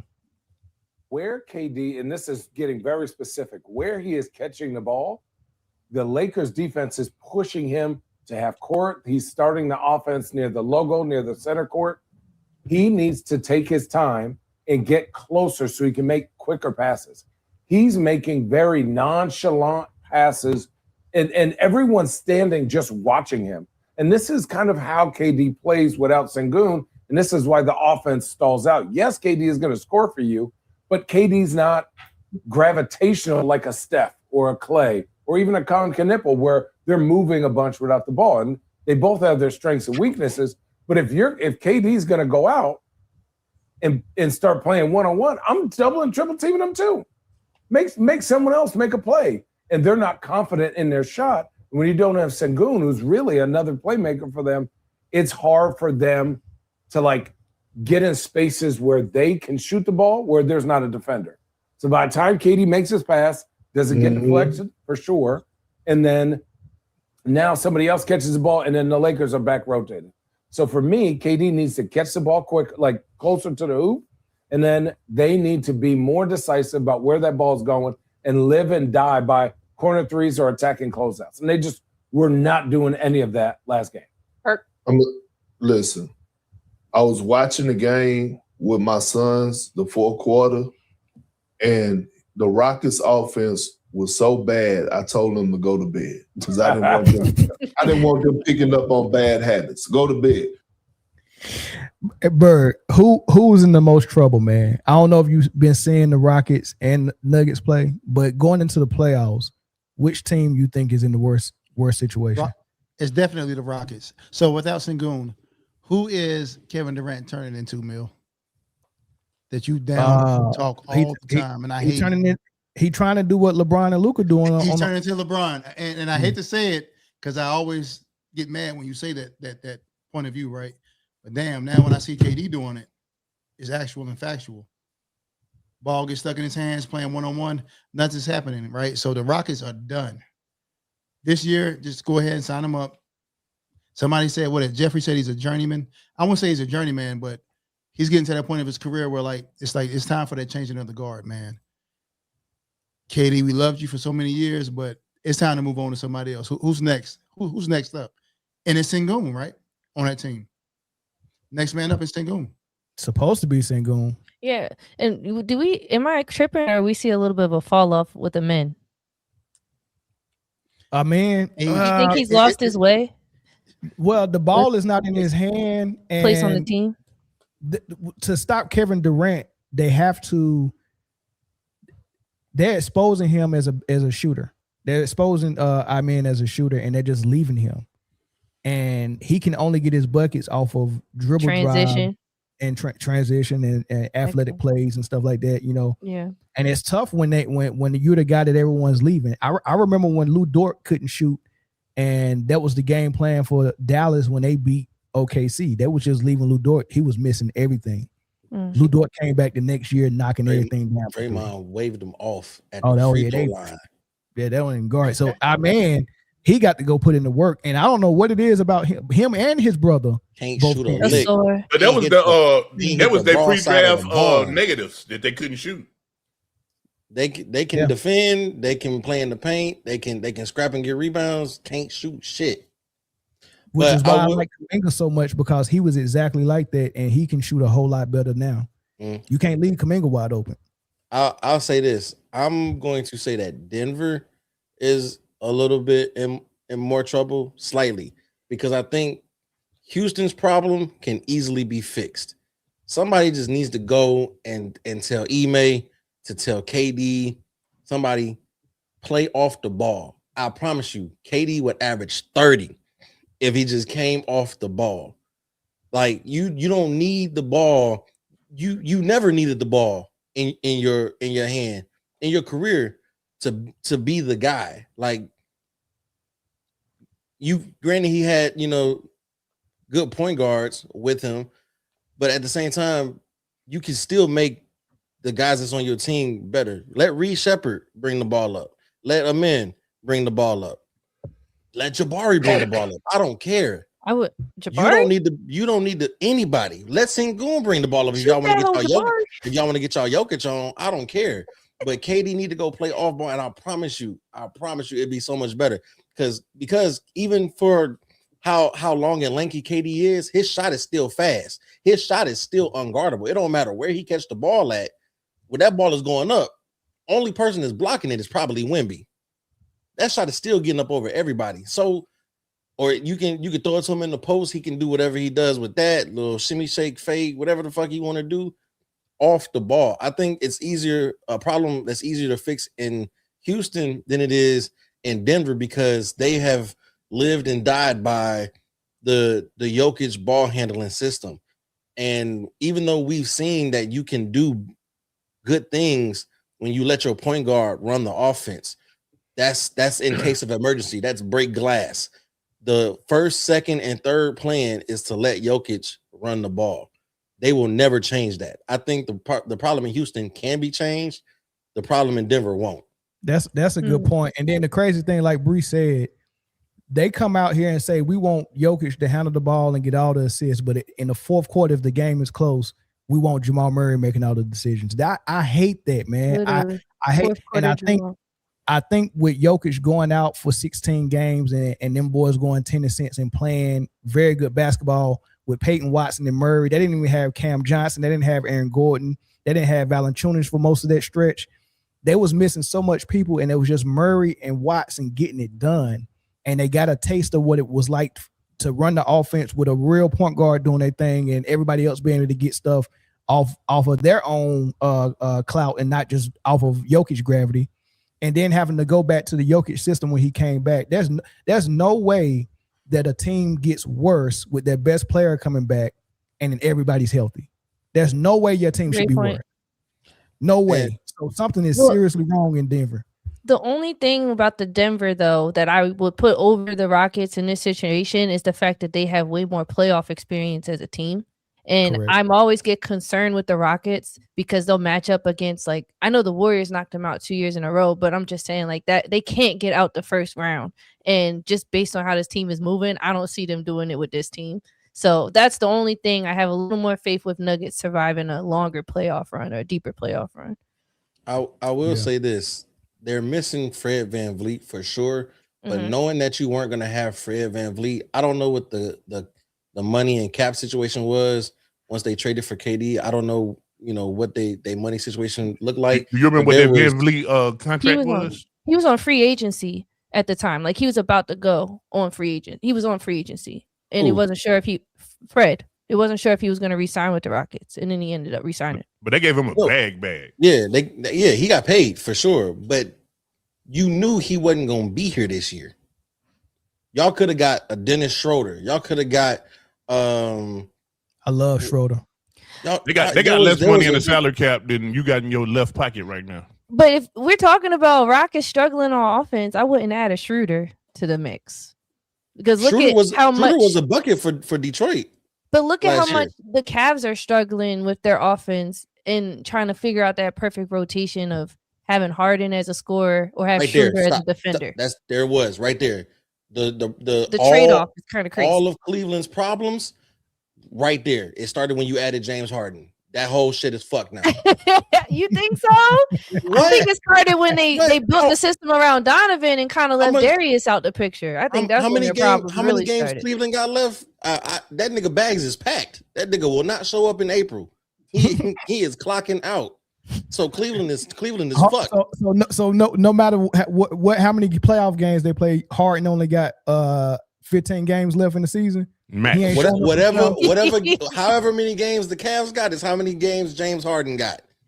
That nigga is going missing. He's the best postseason player I've ever seen. Wait, so who's showing up in the 13 jersey when the playoffs start? Who is that? Me, you, Jay Bird, and they might even throw Bree out there in rotation. That's Cliff Paul. I don't mind. Listen. Oh, he wearing one out there in Cleveland. He wearing number one. Somebody's gonna put a James Harden beard for Halloween on and go out there because it ain't gonna be him. He's gonna have an imposter. He gonna be Berlin in Paris for Fashion Week. Clone. You be at the strip club. Listen, people, they thought that Cleveland trading and getting James Harden instantly boosted their chances. Yeah, to boost your seeding. Just to get eliminated. Y'all already alluded to this next thing. So, you know, the deadline was a big deal. Some of the notable trades was Jared McCain coming from Philly to OKC. You know, Harden going to Cleveland for Garland and Mathurin going to the Clippers, Zubac going to the Pacers. Like, it's a lot of good trades that we ain't gonna mention the Pacers because they're not gonna be in the playoffs. But for the teams that's going to the playoffs that made deadline deals, Hawks. Hold on, you said who not going to the playoffs? The Pacers. Oh, okay, yeah, okay. Kuminga to the Hawks was good too, and CJ McCollum as well. I want y'all to tell me which team you think grabbed the player or players that's going to make the most impact for them in the playoffs. If your number one answer ain't the Clippers, you're wrong. Okay. No, it has to be the Benedict and Garland was great, yeah. Them boys, but the thing is this, these last couple of games, you know what I'm saying? Fix your seating, whatever, make sure you get a good spot, stay out the play-in, but bubble wrap this nigga Kawhi as best as you fucking can. Mm. I'm tired of having to tag this nigga as healthy Kawhi. I just want Kawhi. Yeah. So bubble wrap this nigga, freeze him, whatever you got to do. So that way when the playoffs start, you got the best version of this team possible. That's how they got a chance. You know what? I'm looking different. I'm looking at Jared McCain as the best pickup, man. Even though OKC is already number one, it's just the fact that Cason Wallace and Wiggins and all those. I mean, they do phenomenal jobs coming off the bench, man. But I'm honest. I'm being honest with you. I don't think I haven't seen them perform better than what McCain is doing for them, dog. And McCain, what I like about the Bulls when they was on their three-peats, one thing that's really good for any championship team, the San Antonio used to do this too. You win a championship, a little bit of your hunger for your players that already won drops just a tad bit. When you bring in fresh meat that hasn't got a ring yet and they hungry as well, that helps the whole group, man. You have to bring in somebody fresh that's also hungry, and Jared McCain is hungry. I'm telling you, he's going to have a huge game or a couple of huge games in this playoff series. Is going to be very important for OKC, man. I think Jared McCain is the biggest pickup at the deadline that's going to make the biggest impact for OKC in the playoffs, man. That's my pick for it. Well, I disagree with you slightly. I think that pickup was the best move for the future of their team. I mean, because he got 2 more years on this rookie deal, so they ain't got to give him no money for a while. And the kid got talent. You know, I watched him in college. He's a baller. He's your guard, right? Yeah, he's a baller, and he do some suspicious dance moves outside the court. He definitely be throwing ass. Well, not saying that one has to do with the other, but he does decorate his fingernails. Yeah, for sure. He do that. He's like, you know, you might think he might be like a little zesty, but no, he's just a happy guy. He's just glad to be alive. He's just a care bear. They say he's on the level of Johnson as far as fighting. What's James Johnson? They say he on that level. You like that? They said that. Yeah, they say he's a trained fighter. I don't know if that's true or not. I think we have to. I think we have to do it. We have to rank NBA players' zestiness on a scale of Karl Anthony Towns. Different Karl Anthony Towns events is the level of zestiness.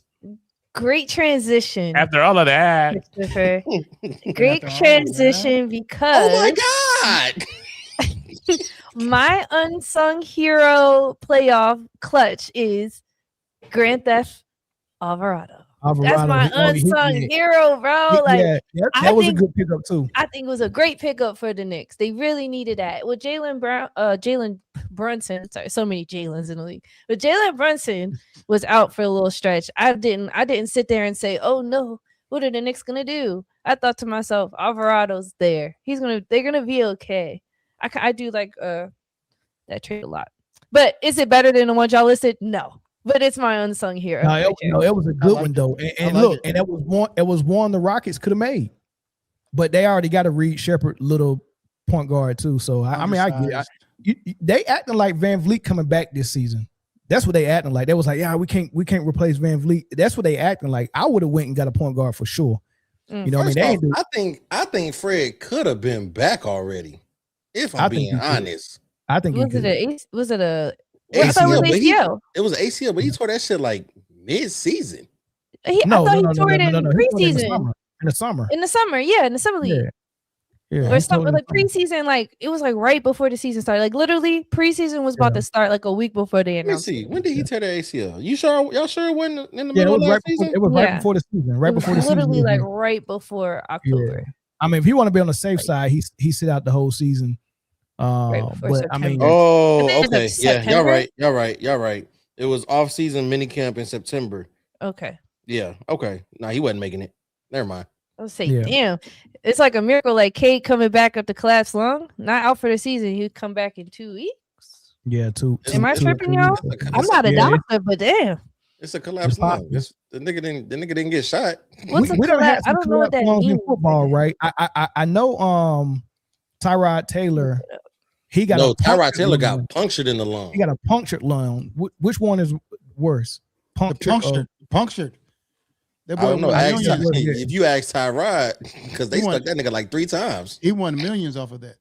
Yeah, they claim. Look, Jay, we did a podcast out there. We said, nah, that doctor did that on purpose, man, because he had money on Justin Herbert.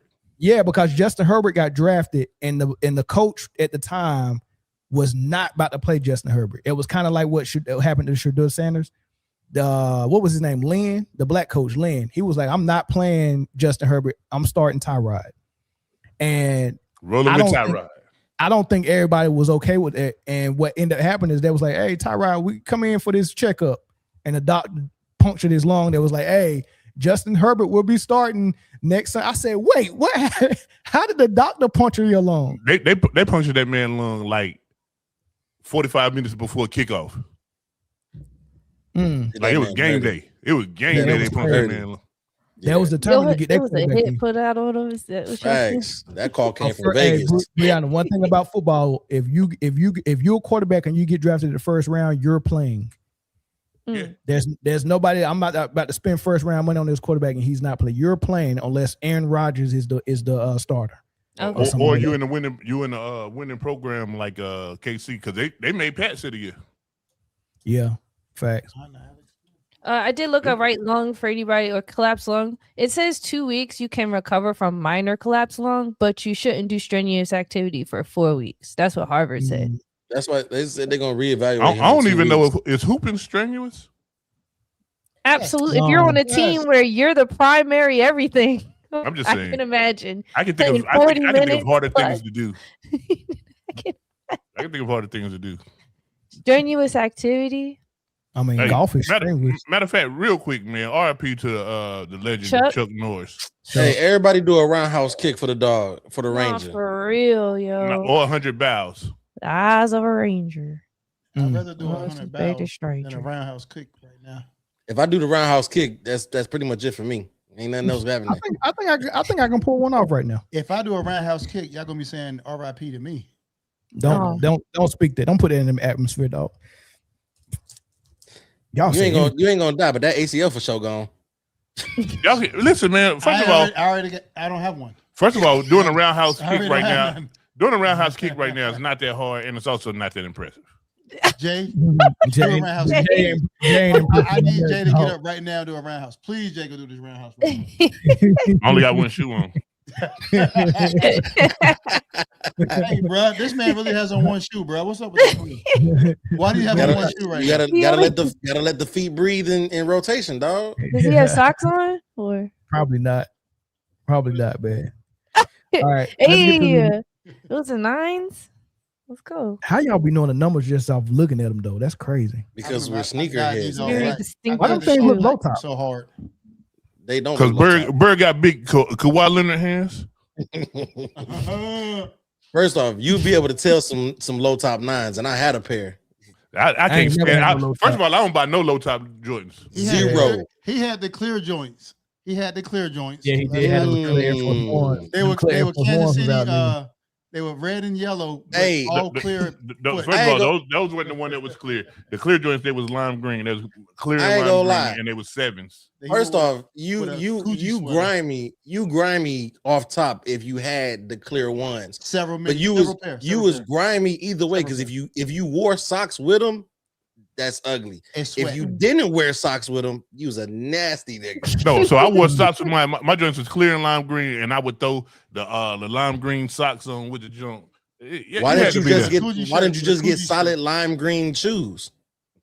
I'm so glad. I'm so glad you got that version of Jay on campus because the version of Jay I got in the Navy, I didn't get to see what he was wearing, but Durango boots, clear Air Force Ones, Nike sandals. Jay was doing some questionable stuff with his shoes, man, and tore his ACL dancing at a house party with a pair of Durango boots on. First of all, dancing Remy Ma. And he was dancing with Remy Ma. First of all, that is not what happened. Number one, by the time I didn't have 8-Ball and MJG were on stage performing. So hold on.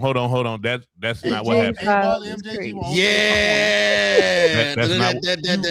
Don't want trouble. That's not what happened. So first of all, I didn't have any Durangos by the time I got into the military, much less got out the military.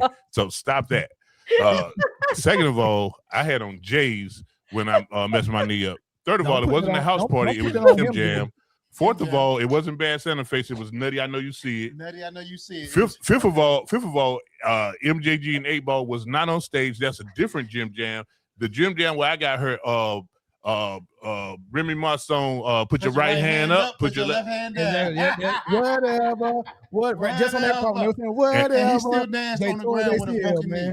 So what happened is they used to try to protect the gym floor, so they had the tarps. And I would happen to be standing right there where the two tarps overlapped, and the tarp moved, and it shifted my knee out of place, which had already been damaged by being a 3-time all-conference, all-state wrestler. So and a veteran. Don't worry about none of that. But so the knees were already compromised. So that little stuff. So yeah, I hurt myself, man. And then I kept dancing, man, because the party don't stop. Then I drove all the way to Greensboro, left-footed, because I didn't know what hospital in Durham was. It was around the corner. Hey, when I found out that I drove past the hospital to get to Greensboro, it was around the corner. I felt like the biggest. He drove right by the But hospital. again, it wasn't no GPS down back then. You had to get MapQuest. MapQuest out for sure. And you never printed out no return instructions. You just read them backwards. Hey, third degree Blackberry here. Thanks for the super chat. I need to see that roundhouse from at least 2 of y'all. Go ahead, Bree. Go ahead, Bree. Go ahead, Jay. Chuck. I Pikachu. I choose Am I you. being I'm being voluntold right now. I'm picking Bree and I'm picking Chris to do the roundhouse.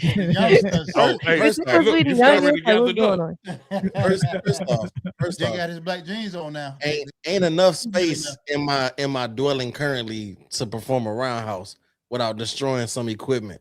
So I ain't doing that. Second of all, I have arthritis in my ankles, which doesn't allow me to do such activities anymore. He don't got no pants on. Just say you ain't got no pants on right now. Why would I be doing a show with no pants on?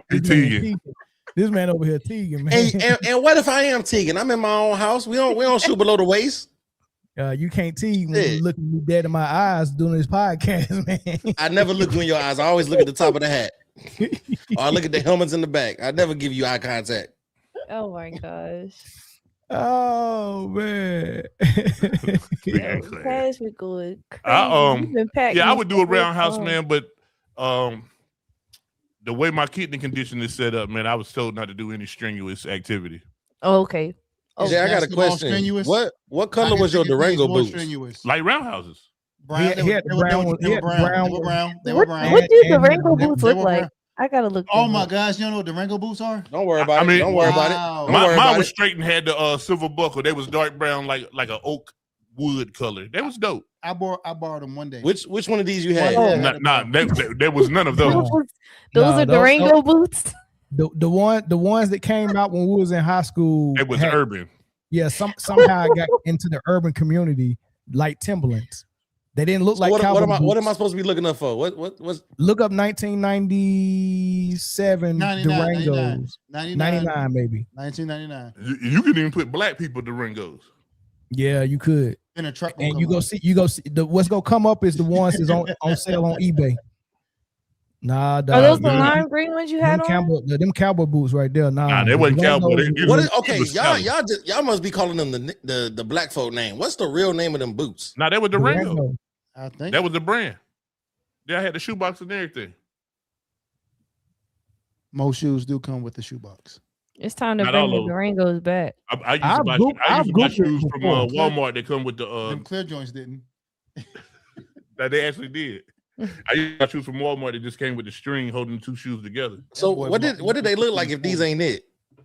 They had a buckle at the ankle and they wasn't high top. They went hard though. They went hard. Yeah, they was cold. They went hard. They indeed did not go hard. They went hard. You could have worn Beyonce's what's Beyonce's little rodeo thing? You could have worn them to that. It went hard. These? Nah, hell no. That's what Melvin wearing them duck boots. Hell no. Melvin got the duck boots and the sneakers. Mel would tuck his pants in too. Something wrong with Chris. Jay was out here in these joints. Nah, they were similar to this. They wasn't quite this, but they were similar to that. He got the golf. Here they go That's right here. what I seen when I typed it in during. Got the golf girls on. My daughter keeps calling. Here they go right here. I got you. Woo, whoa! I'm about to put this on screen. Hey, take that off screen, Chris. When I put this on screen, Chris, you gonna be like, Jay had them on. Oh, y'all about to love this right here.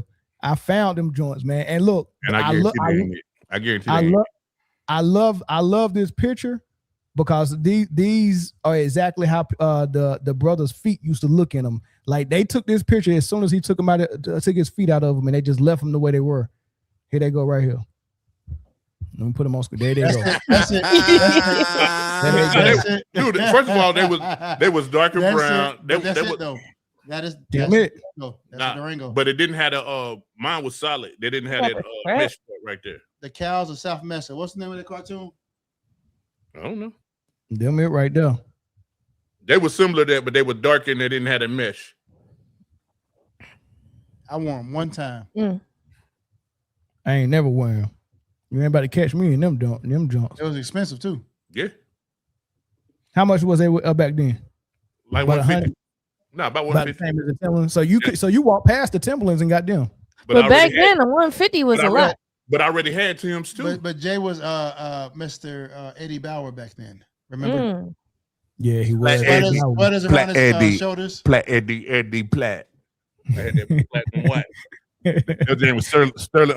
What was it? Stainless steel. Yeah. Hey, remember when the NASCAR jackets came out and we was going nuts over them? That you thought I lost one of yours, but I didn't do that. When? You thought I lost your coat, but I didn't lose it. What happened to it? Nigga, I don't know. It wasn't me.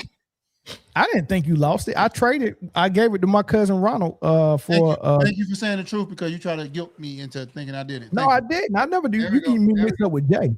I didn't say you lost it. I had the Superman joint. What you mean getting mixed up with Jay? I didn't never have a NASCAR.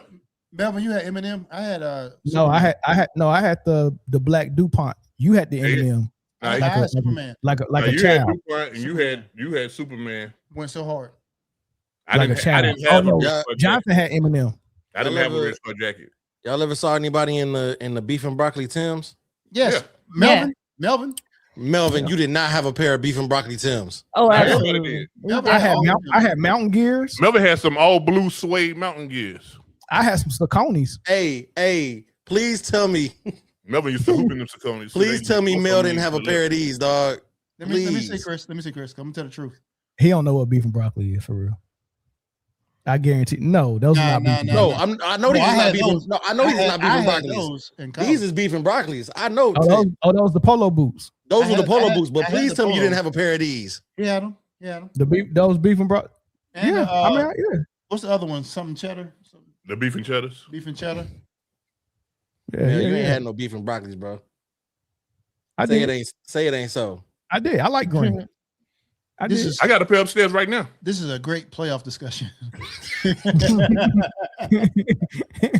Now we got to get to the real topic. Here go the real topic right here.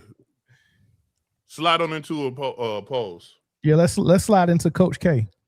No, Jeez. let's not. Jay, you the one who said that. You're trying to put it on me. I'm repeating what you said. Listen, I said Coach K was on Pat McAfee. Man. This was hell of an interview. Heck of an interview. I didn't know that one. But he got into talking about who he thought was the best player he ever been around. And he said it was MJ. And he said MJ is in the room by himself, and there's only a couple of people that can come in that room with him. And he said Kobe's one of them. He's so close to MJ. And he didn't mention LeBron and Pat McAfee had a fit because, of course, Pat McAfee had LeBron on his podcast, and you know, now he got to vouch for him every chance he get, and he had a hissy fit. But Coach K was like, "Look, man, it's Mike, man." But this is how he said it. The best player that I've ever been associated with is Jordan. And then you can.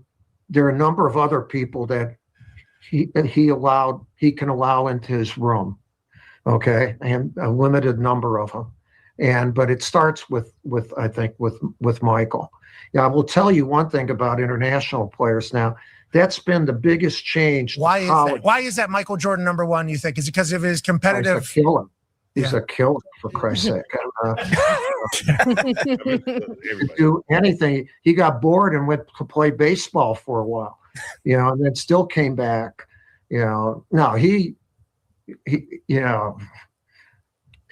and his attitude and work ethic. I love him, and I love. He's the ultimate competitor. Kobe was close in that. He's in that room. There's obviously Magic and Jabbar, and there are a number of them. But LeBron, Coach K. No, I'm not going to say one more. But let me tell you this thing about LeBron is not in the room. No, LeBron is in there. Okay. Jeez. He's not serving. He's not selling tickets outside. Okay. All right. I just wanted to know for his career. LeBron and I are close, man. He helped us win. I love coaching LeBron. Best player. Hey, he said what he said. He said it's only Mike. He said what he said. But Pat McAfee was like, man, he was out. Look, I'm gonna scream to the top of my lungs to the rooftop. Coach K. Yeah, and Coach K had said, no, LeBron's in there, but he didn't say he was in the room. He said he's not outside selling tickets and that like that. He's at least in the house. This is the same thing we said on the podcast like 3 months ago. We said it was a house, didn't we, Chris? We said it was a house, and then within that house you got the goats, but there's a room that Mike is in, and then it's a handful of people that can come in that room. That's basically what Coach K was saying, man. He watched Man Down Sports, man. But I don't know, man. I'm gonna go to a LeBron fan Bird, man. Well, I got an insight with Coach K. He watches. We talk often. Don't worry about it. I made sure he met Coach K before. Yeah. You get to shake his What you think about what Coach K said, though? No, you who? It's so funny. I hate like. Hey, never bringing this nigga back on. I know why he like this. I just put it like this. There's things over here that's only here for guests, and he's a guest right now. I made sure Jay met Coach K twice, right? 2 times. That's right. Twice, right? That's right. I made sure he met him twice. He knows Coach K personally. Yeah. Bird made the introduction, and he and I are great friends. Now, LeBron. My goat is Kobe always. He's in the room with MJ. I always say, MJ, you take him out of the discussion because it is what it is. It's always who's number 2, right? Mm-hmm. It's Kobe, then LeBron. Mm-hmm. It's easy. I don't know why we have these discussions. It's because young boys, right? The younger generation comes in. People Chris's age and Bree's age, no shade to y'all, who didn't really see MJ in his heyday, right? Y'all know his shoes and all that, but y'all didn't really see him play, right? He's in a league of his own. And if you want to be great, of course, why not mimic the best out there? Kobe did that and made himself 1B. It's 1A, 1B, and then number 2, LeBron. And who after that? I got Kareem over LeBron. No, I'm sorry. Well, At least Kareem tried to do the dunk contest. LeBron didn't. Did you see that dunk contest? I seen it, man. That jump looked like. Did you see that was me in the dry. seventh? That was me in the 7th grade, brother. That man did a at 6 feet tall, at 6 feet in the 7th grade. Before I hit a growth spurt, I was better than Dr. J and Wilt. First of all, it's not average to be 6 feet in the 7th grade. They'll go. Bird was 6. Hey, Bird was Yeah, 6 foot. He was 6 foot and fat though. You guys are muted. You muted yourself. Y'all are not good at this tonight. Y'all are trash at best. Y'all. Both of y'all. There we What do go. y'all got? What is Bird over there drinking? Honey packs? What are you doing, dog? The drink just popped off. Huh? Pause. Y'all drunk. Melvin Walden. Melvin, thank you, brother. Huh? What? Came from Melvin. No, nobody throws alleys better than me. No, I throw the best alleys. What are we talking Melvin, What are Melvin we talking about? I don't know. How did we hear get nothing y'all here? was saying. So How did we get we're here? still on what we heard before we went mute. Then y'all were Right. talking, and then we came back. So we don't know what we missed. Jay, what did you feed this man? What is he drinking? Y'all, hey, we can never send y'all in the field. Y'all First of all, I have no idea. I don't know what's over there. Birdman said he was 6 foot dunking like 7th grade. Yeah, and talk about then before he he No, hit that's a not growth what you're spurt. drinking. Show me what's in your cup, shipmate. What's in my cup is in my cup. That's what I knew every king needs a crown. I knew it, man. I knew it. I already knew it. Are you going to be in studio when I come home in April, Bird? Yes, I forget that's Farrah's birthday, but yeah, we'll make it work. Oh no, you ain't gonna be there then. I think what She'll be on the podcast. She's a track star, ranked in the nation. So yeah, we can do that. She can be on the podcast. She's a track star. Pat, look, the thing with the whole Pat McAfee thing, I think he asked a question, like a specific question, looking for Pat McAfee. he was looking for an answer and a response that he didn't get. And Pat I think McAfee. that's what annoys me about the whole podcast. And I think Coach K was just answering his question specifically. And he's like, no, LeBron. It's like, bro, like he was literally just speaking to one. Now, if y'all ever watch the Pat McAfee show, like that's on brand for who he is. You know what I'm I ain't saying? never heard him scream that loud though. No, he does. Yelling at Coach K. No, he's very animated. However, the gargling of meat was very evident. It really was. No, but I mean, everybody who comes on this show, he gargle their meat. LeBron wasn't even on the show. Nah, but he been there before. He gargling leftover meat. Okay, can we stop? What are we talking about? Y'all talking about me? Come on now. Nah, What? Pat McAfee. No. I'm just saying, like, y'all was talking about me like 3 minutes ago. I'm a vegetarian at this point. Y'all were talking about me 3 minutes ago. But now y'all over here Just talking about kidding. me. What's going on, Like, man? y'all going crazy right now. Oh This my is god. Like, Hey, what? Chris always sound like he about to pass out. Melvin, what's man. the shirt say? You got that Ken Griffey Jr. on? What you got on?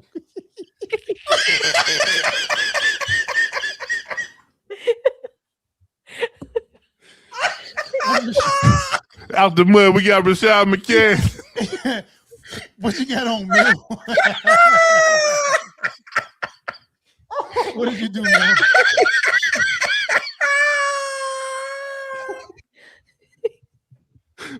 Come on. Do anybody want to call in and help us out? Man? I need call in, golly. I want Heath Overledger to call in, please, because he had the quote of the night earlier. Heath What he Overledger, that boy said, I love Gaga, but what the fuck does she know about cameras? It was spot on to what was going on at the moment. Thank you, Heath Overledger. That was the quote of the night. I get exactly what you meant with that earlier. What did he mean? What did he mean? I don't get it. I forget now, but earlier it was on point. But when Kanye West said it was hilarious. It was on point when he said it. It was so good when he said it, bro. Oh, He said Gaga is the director of publishing for Polaroid. I love Gaga. I love Gaga. But what the fuck does she know about cameras? I think he was talking about me.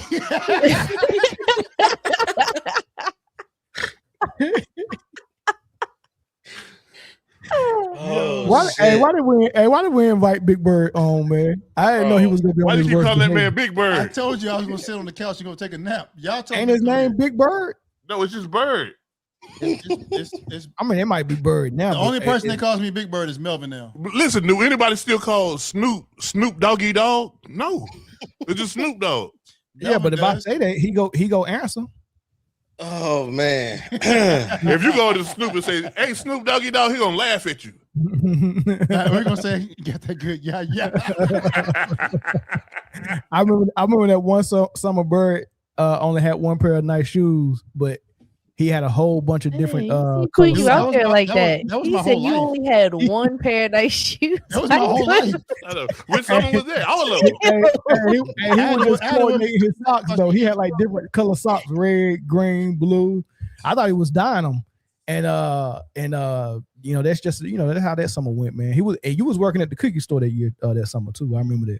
One pair of nice shoes is crazy. Robbing blind. He was bringing. I was living with Bird for one summer, and we didn't have money like that, so we was eating the sugar cookies he was bringing home from work. That was dinner every night. Hey, so I'm gonna tell you this. Hey, Bird's not really a good friend, because I was working at the steak shop, and Bird would come and get a sub from me before he went back. That's a fact. You was over there hungry to the fuck. I was over there starving, like, cause I didn't have no job. I was forgot just about that. Bird would leave in the morning. Real food. Yeah, him and Newkirk, and they would go to the mall and work, and will be eating food all day long. I'm at home. I'm at Bird house starving, and then he come back with a bag of sugar cookies and he act like he ain't ate nothing. I said, Bird, you need more? He's like, nah, I'm cool. You had to be Hey, there. You look, He gonna take these motherfucking sugar cookies and be happy. Look, then Chris, I was on my Zen master. I was deep in my Bible. You know what I mean? Got on my nerves. These dudes got tired of me trying to convert them, and a succubus came by the sugar the cookie store that I once knew. Actually, it was the fatted calf, and these dudes conspired behind my back and was like, "Oh, thank God." They said, "Man, I'm glad I see you. Hey, here's Mel's phone number. Please bring him back to the other side, man. He's all in the church, man. We just need somebody to bring him back. I'm tired of this dude preaching to us, man." Unbeknownst to me, this girl was after me because they sicked her on me. I don't know if they paid her in cookies or what, but this girl was after me for a good month, man. But I survived it. So I'm here now. I had nothing to do with that. Still here. But that's the same dude You're that I more than told. a conqueror. Like we told you today, Mel. I said, hey, if this girl show up, do not let her in, no matter what. Please keep her away from here. If she's gonna try to pop up because she's crazy. I get off work, man. Not only did they let her come in, hey man, she had food, she brought a grill, she brought beer. You know what I mean, man? We gotta eat. Can't say no to the beer though, Jay. This was in college though? Yeah, you gotta say no to that. Can't say no to the brewski. If the big homies say don't let this person come by because they are a threat to our safety. She brought food, bro. And speaking of food, Jay had a roommate in Virginia Beach. That roommate had a girlfriend, not a girlfriend, but a friend that was a female that just out of the blue just showed up with a pot of spaghetti. And I was like, wait. Red flag, alert. Like something's wrong. Like nobody Hold asked up. for Yeah, it. give away. No garlic bread. Right. That's crazy. Nobody asked for it. The doorbell just ring, ding dong. Open it. I bought y'all some spaghetti. I'm looking at Jay like, y'all better not freaking eat that spaghetti, man. Jay was like, I'm hungry. Hey, listen, he ain't gonna tell y'all the whole story. That is the whole story. He ain't gonna tell y'all the whole story. Listen, that man Mel grabbed the biggest bowl we had. We didn't have but 3.5 bowls. That's a damn lie. I know you lying now. We had 3.5 bowls. Oh, when I say this part, y'all tell me if I can make this up or would Melvin say this. That man said, hey, look, I'm gonna have to pray twice, man, because I don't know you. I don't trust you. You can put whatever you want to in that spaghetti. And then he gonna say to her, he look her dead in the face and say, hey, if I start paying your bills, I'm gonna kill you. Hey,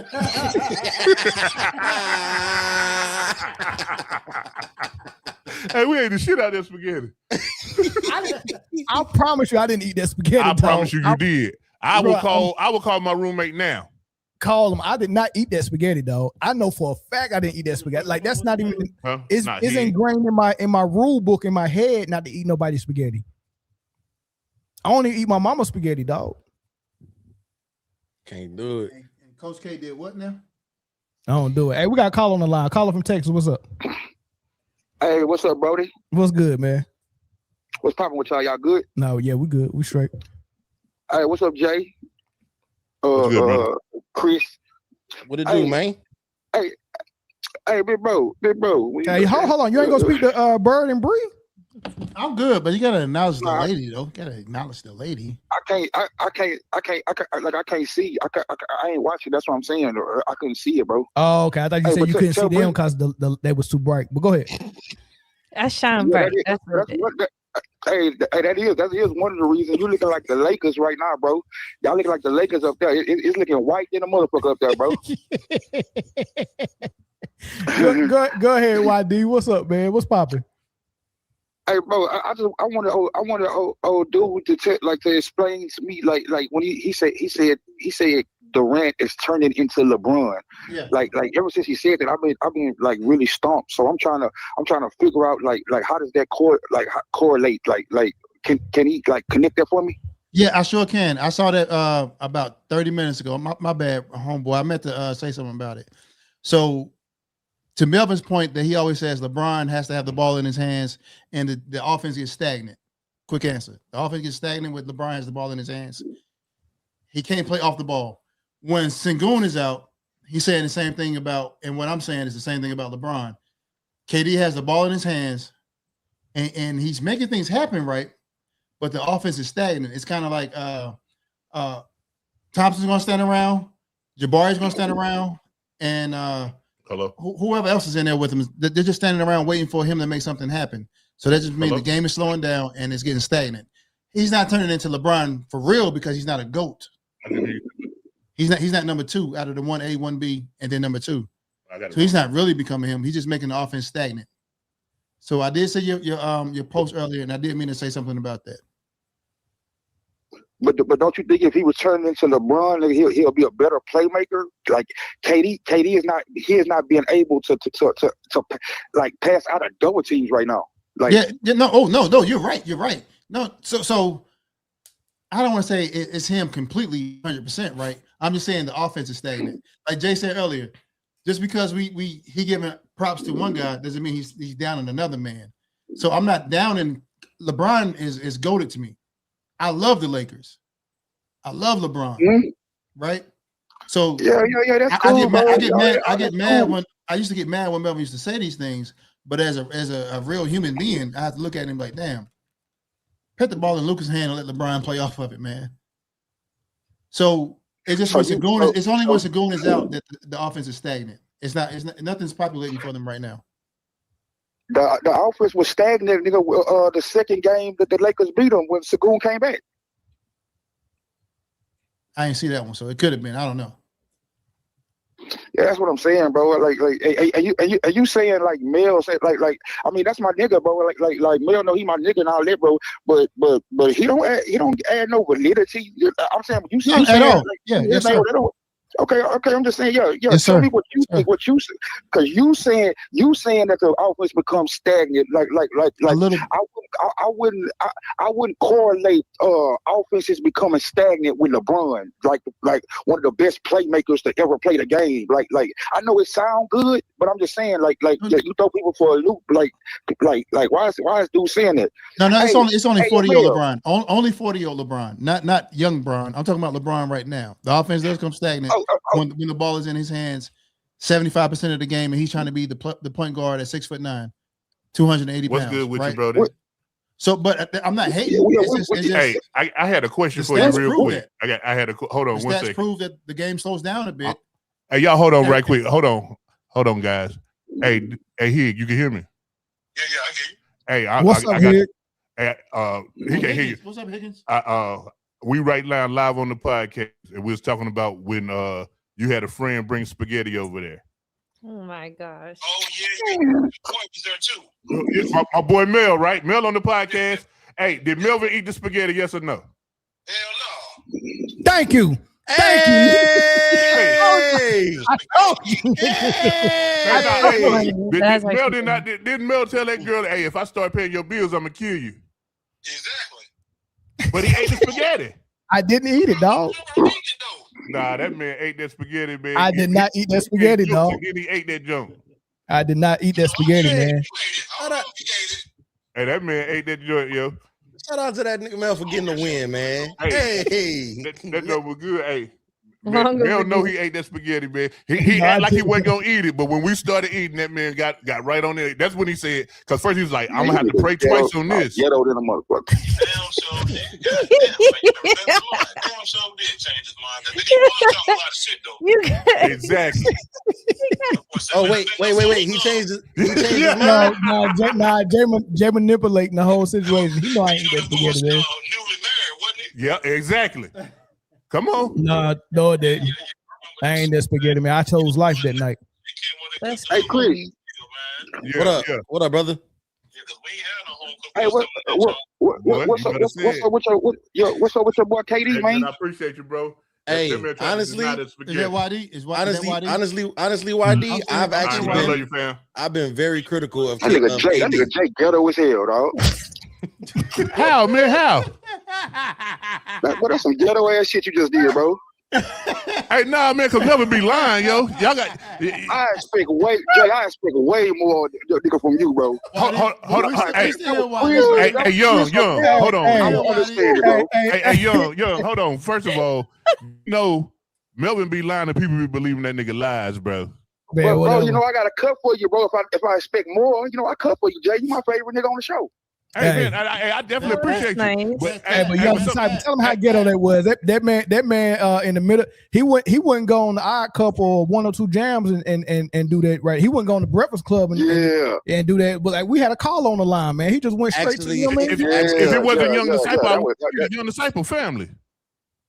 Hey, but still, okay. Since he said that, I understand. Hey, but to answer your question, YD, the last couple of episodes, I've actually been very critical of KD. I am not liking the way he really has.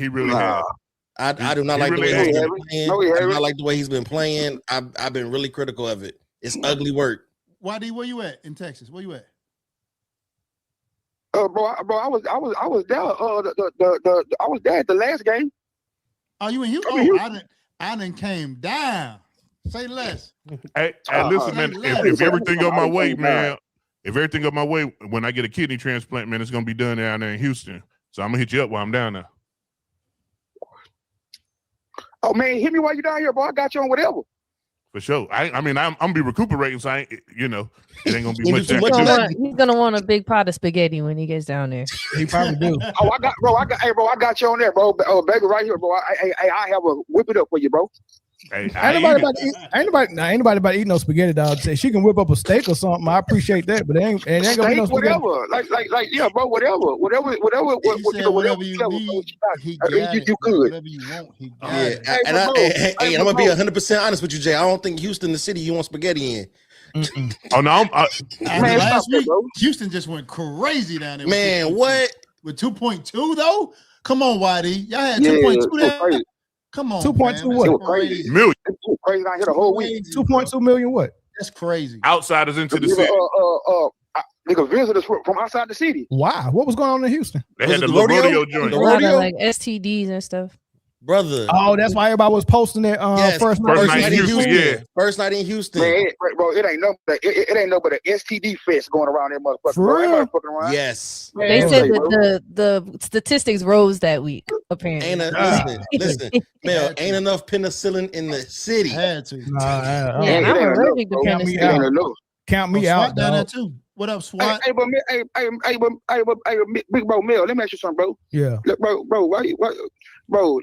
Okay, bro. To put in context, bro, because I heard the Coach K thing, and I know how y'all like to wrap it up with a bow and present it like some way, like to throw shade on Bron. Like, I mean, but so it's cool. I mean, I finally get it.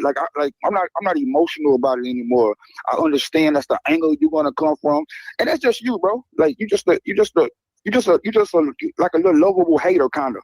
So, but I'm gonna give you this, bro. Like Nick, hey, bro. When he's talking about motherfucking when he said MJ and old dude and he said Kobe, bro, right? Bro, he was speaking in terms of assassin scorers. That's what he was talking about, bro. Like.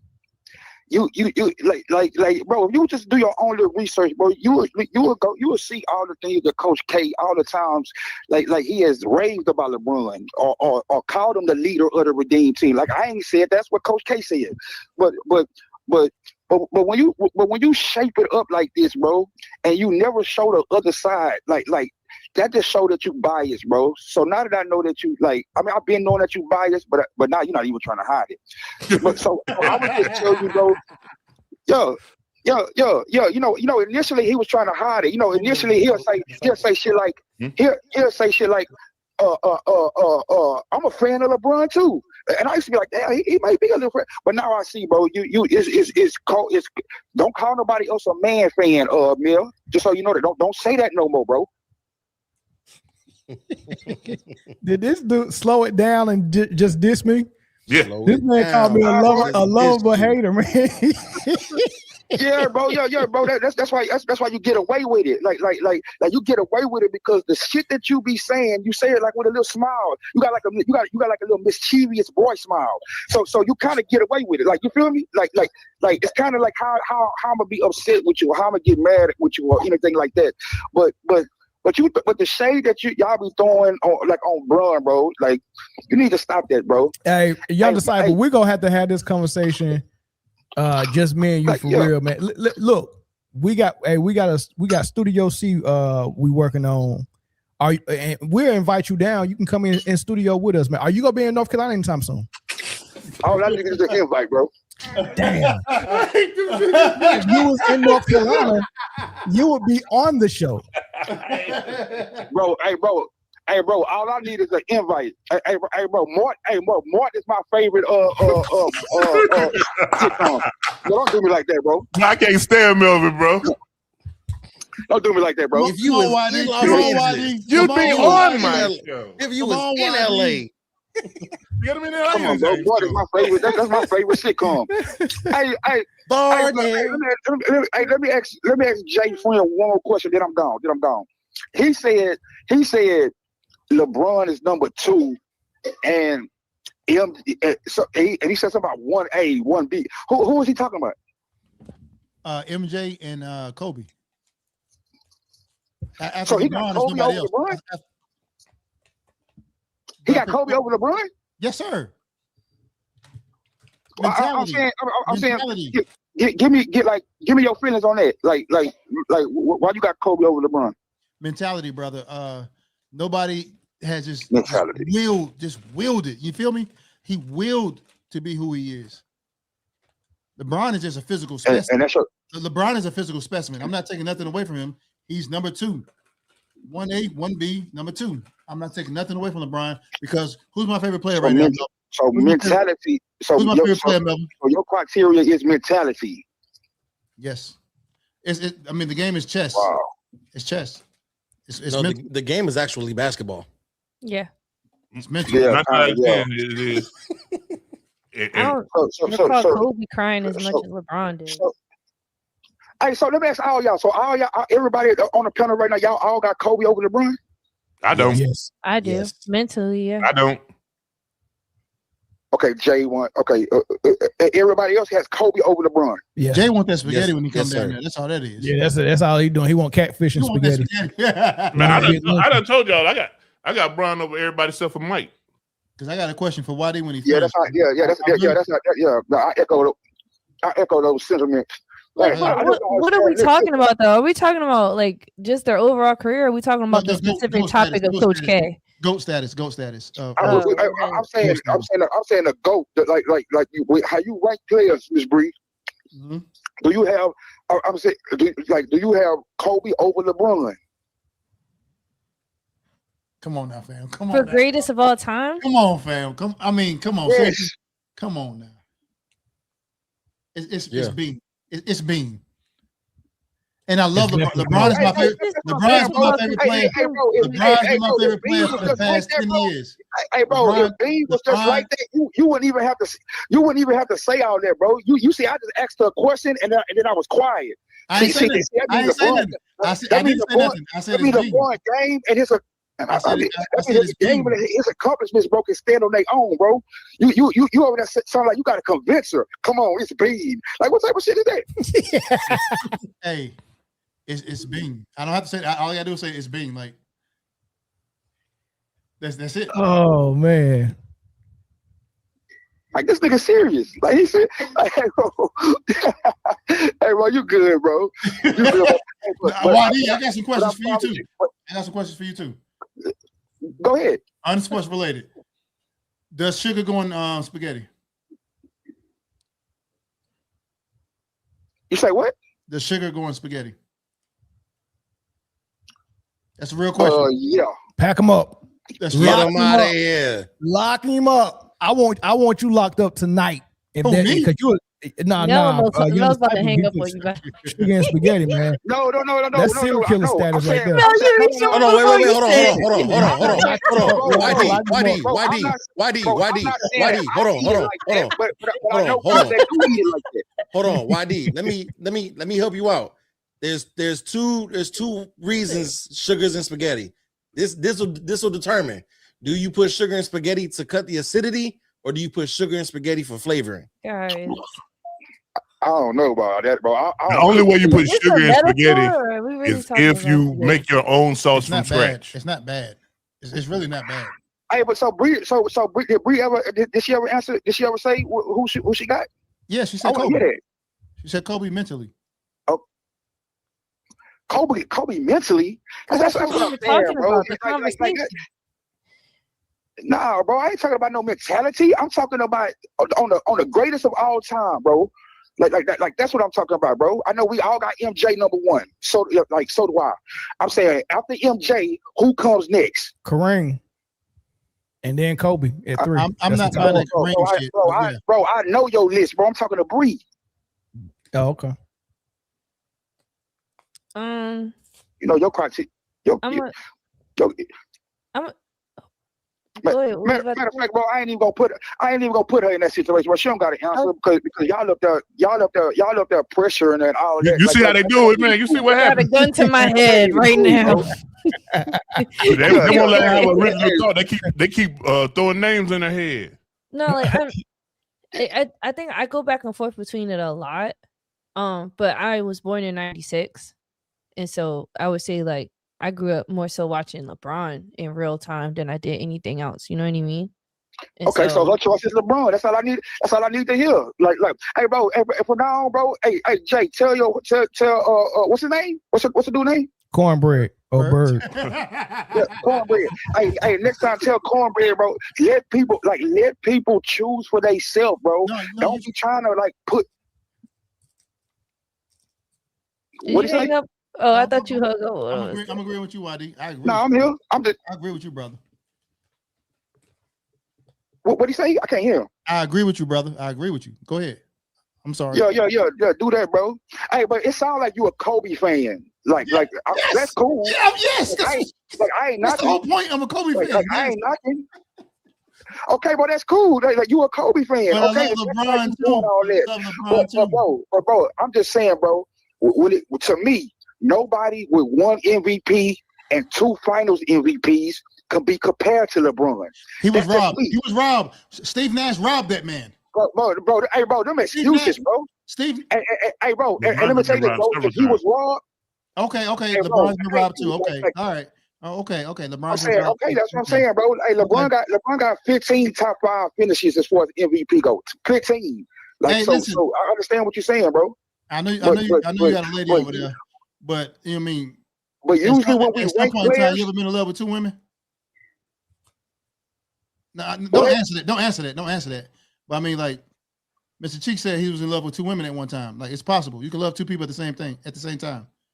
It can happen. Man, your reference points is crazy, brother. That's you wilding right now, bro. Yeah, you wilding. First of all, don't you ever reference Mr. Cheeks on this show ever again. When the last time you heard Mr. Cheek say anything? I ain't never heard him say anything except rapping. Like, this is an interview. 95. No, I'm in the mix. I'm in love with two women. Nah, bro, that's a song. What is that? I don't know the song, but I'm That's the Lost Boys. Yeah, no, I mean I know it's the Lost Boys. Thank you, YD. Yes, YD is coming. He's coming along. You didn't say that man is coming. Here go Jay. Hey man, let's end this. Hey man, YD man, appreciate the call, dog. YD, I appreciate you, brother. I know that was you, bro. Hey, I fuck with y'all, bro. No doubt. Hey, much love, YD. Much love. If you ever in North Carolina, YD, you know what to do. I'm coming. Bro, I just told you, bro, all I need is an invitation, bro. I get that on my own. Say less. You're invited. If he ever is in North Carolina, he's gonna be on the show. He'll be on Mike. No, I know YD was Young Disciple. That's my homie. I watch the chat all the time. So hey, real quick though, I don't ever be on the show. I'll be in the chat. Real quick, even though I won a championship. Yeah, I will say this. It happened a few minutes ago, but the third team to officially punch their ticket to the dance is the Detroit Pistons with their win over the Golden State Warriors tonight. They got a nice win tonight. They have clinched a top 6 seed in the East with their win. Ain't nothing like having a ticket to the dance and get to the dance and realize you don't know how to. Like it. Oh, get to the dance without your date because Cade might not be there. Cade better show up. Listen. If he doesn't make the awards, whatever, cool. I want the health. It'll be a long night. It'll be a long night and a short trip. We'll get the awards next season. I want the health, but Cade will be back for the dance. We hope. So far, all my predictions are right. I predicted all of these, so I'm excited. I'm just waiting for the Blazers to beat the Wolves, and then I got the Raptors beating the Nuggets. Oh, you talking about all your game predictions for the day? Yeah. No, not on my parlay. I just did predictions on the pod today, and I'm 4 for 4. The Wendy's used to have a good 4 for 4 back when I used to eat burgers. Then they got something weird like $4 biggie bag. No, they got like $4 bag. It's 4, 6, and 8. I went to Wendy's drive-through yesterday, man. Got some nuggets for my grandson, but he don't like Wendy's nuggets, so he went. Yeah, y'all showed y'all tail tonight, man. Y'all insane. Good show though. We did. Y'all insane. Hey, what's going on at the Rockets game? Thanks for having me. Oh, Rockets is up by 20. They blew them out. It's over. They won. They won by 22. Yeah, the Hawks, who was the hottest team in the league. The Hawks had 10 straight, right? That's over. 11 straight. Hey, but one thing to note about this though, Kuminga played last game, sat this game out. I told y'all 3 weeks ago. On the 21st. Exactly. Then I said this. I said, hey, Kuminga, I guarantee you he's going to rest the game before the Warriors game to make sure that he's ready for the Warriors. They play the Warriors tonight. He didn't play tonight. I mean, they play the Warriors tomorrow night. He didn't play tonight. He's going to be ready for that game tomorrow. That nigga dropping 84. Heck yeah. They're going to try to put like D'Anthony Mountain on him or something. It ain't going to hurt. I bet you Steve Kerr, little hating owl face behind, go try to double him and make sure they get the ball out of his hands so he don't outperform Pride or whoever. My night will be made if Kuminga puts Draymond on a poster. Bro. That's all I want. That's all I want. I just want him to show out, and I want the Hawks to get the win. If Kuminga puts Draymond on a poster, I'm gonna frame it and I'm gonna take down one of those jerseys. I'm gonna put it up. Steve is I doubt Draymond play tomorrow. He probably won't play no horses. He's gonna concede and just be like, nah, we were resting. Steve not even gonna show up. Yeah, because it's the back end of a back-to-back for them too. Yep. There's no win for him tomorrow. Like Steve Kerr can't win at all tomorrow, no matter what happens. If they win, he wins. No, if Kuminga plays horrible, they win. Like I want to see Kuminga outperform all the people that Steve Kerr was playing ahead of him. Like you played pods ahead of me, you played post ahead of me. Everybody on the team was playing over. I think over Moses Kuminga. Moody was even playing. Yeah, over him for sure. I told you that people believe in his lies, bro. Look, the dude that can't get off the bench in Atlanta, Buddy Hield. They was playing Buddy Hield over Kuminga in Golden State, and now they're in Atlanta, and Buddy Hield can't even get off the bench. Buddy Hield was he was a March Madness prodigy, and after that, Buddy Hield is 5 years older than what he says he is. And 100 years older than what he says is by the face. And Buddy Hield, his can't get off 5 years older than him. Buddy Hield can't get off the bench because his teeth weighing him down. Man, this dude keep asking to get on the show, man. I'm gonna open the phone lines up. Rob. Go ahead, Rob. Let Rob call in. There's the phone number right there, Rob. Call the show. And this better not be no nonsense. We in the end stages, and this show is already off the rails. So I'm taking the under. I'm telling you right now, I'm taking the under. If you come on here and it ain't hitting for nothing, you getting the Apollo treatment. I know it's some BS. Not Chris. Mel quick to hang Rest up in peace, Kiki Shepard. Rest in peace. To the GOAT. Nobody put their hand over people's head like this better than her in the history of life. Look, and in honor of Kiki Shepard, I'm gonna give y'all my top 5 chocolate sisters. Kelly Rowland. 1. Rakia Jackson. Hold on. Kelly Rowland again. 2. Rakia Jackson. 3. Zaynab Johnson, the comedian. Lexi Brown. I want to win her. Lexi Brown. And Cornbread. And Tika Sumter. And Cornbread. Well, you missed a whole lot of who? Tracy Chapman. I'd have put Rex Chapman before her. Throw a Dale Givens on there. She do got some Hall of Fame lips, though. Yeah, no doubt. Now, when you talk about Chapman, yes, Mello. What I say? Hey, Bird. Are we throwing Zoe me 23 in the top 5? She's 1A. Alicia Keys is not chocolate. But Pam. But Coco Pam Jones cold. is. Ooh, Pam was cold. Coco Jones is chocolate. Coco Jones is chocolate, dog. Yeah. Mm-hmm. And Bree is chocolate if you close your eyes. Bree can never be chocolate. Caller from California. What's up, man? Is this Rob? This is Rob. What's going on, y'all? All right, good. Hey, Rob. Bird, your witness. Rob, what's going on, baby? Talk to me.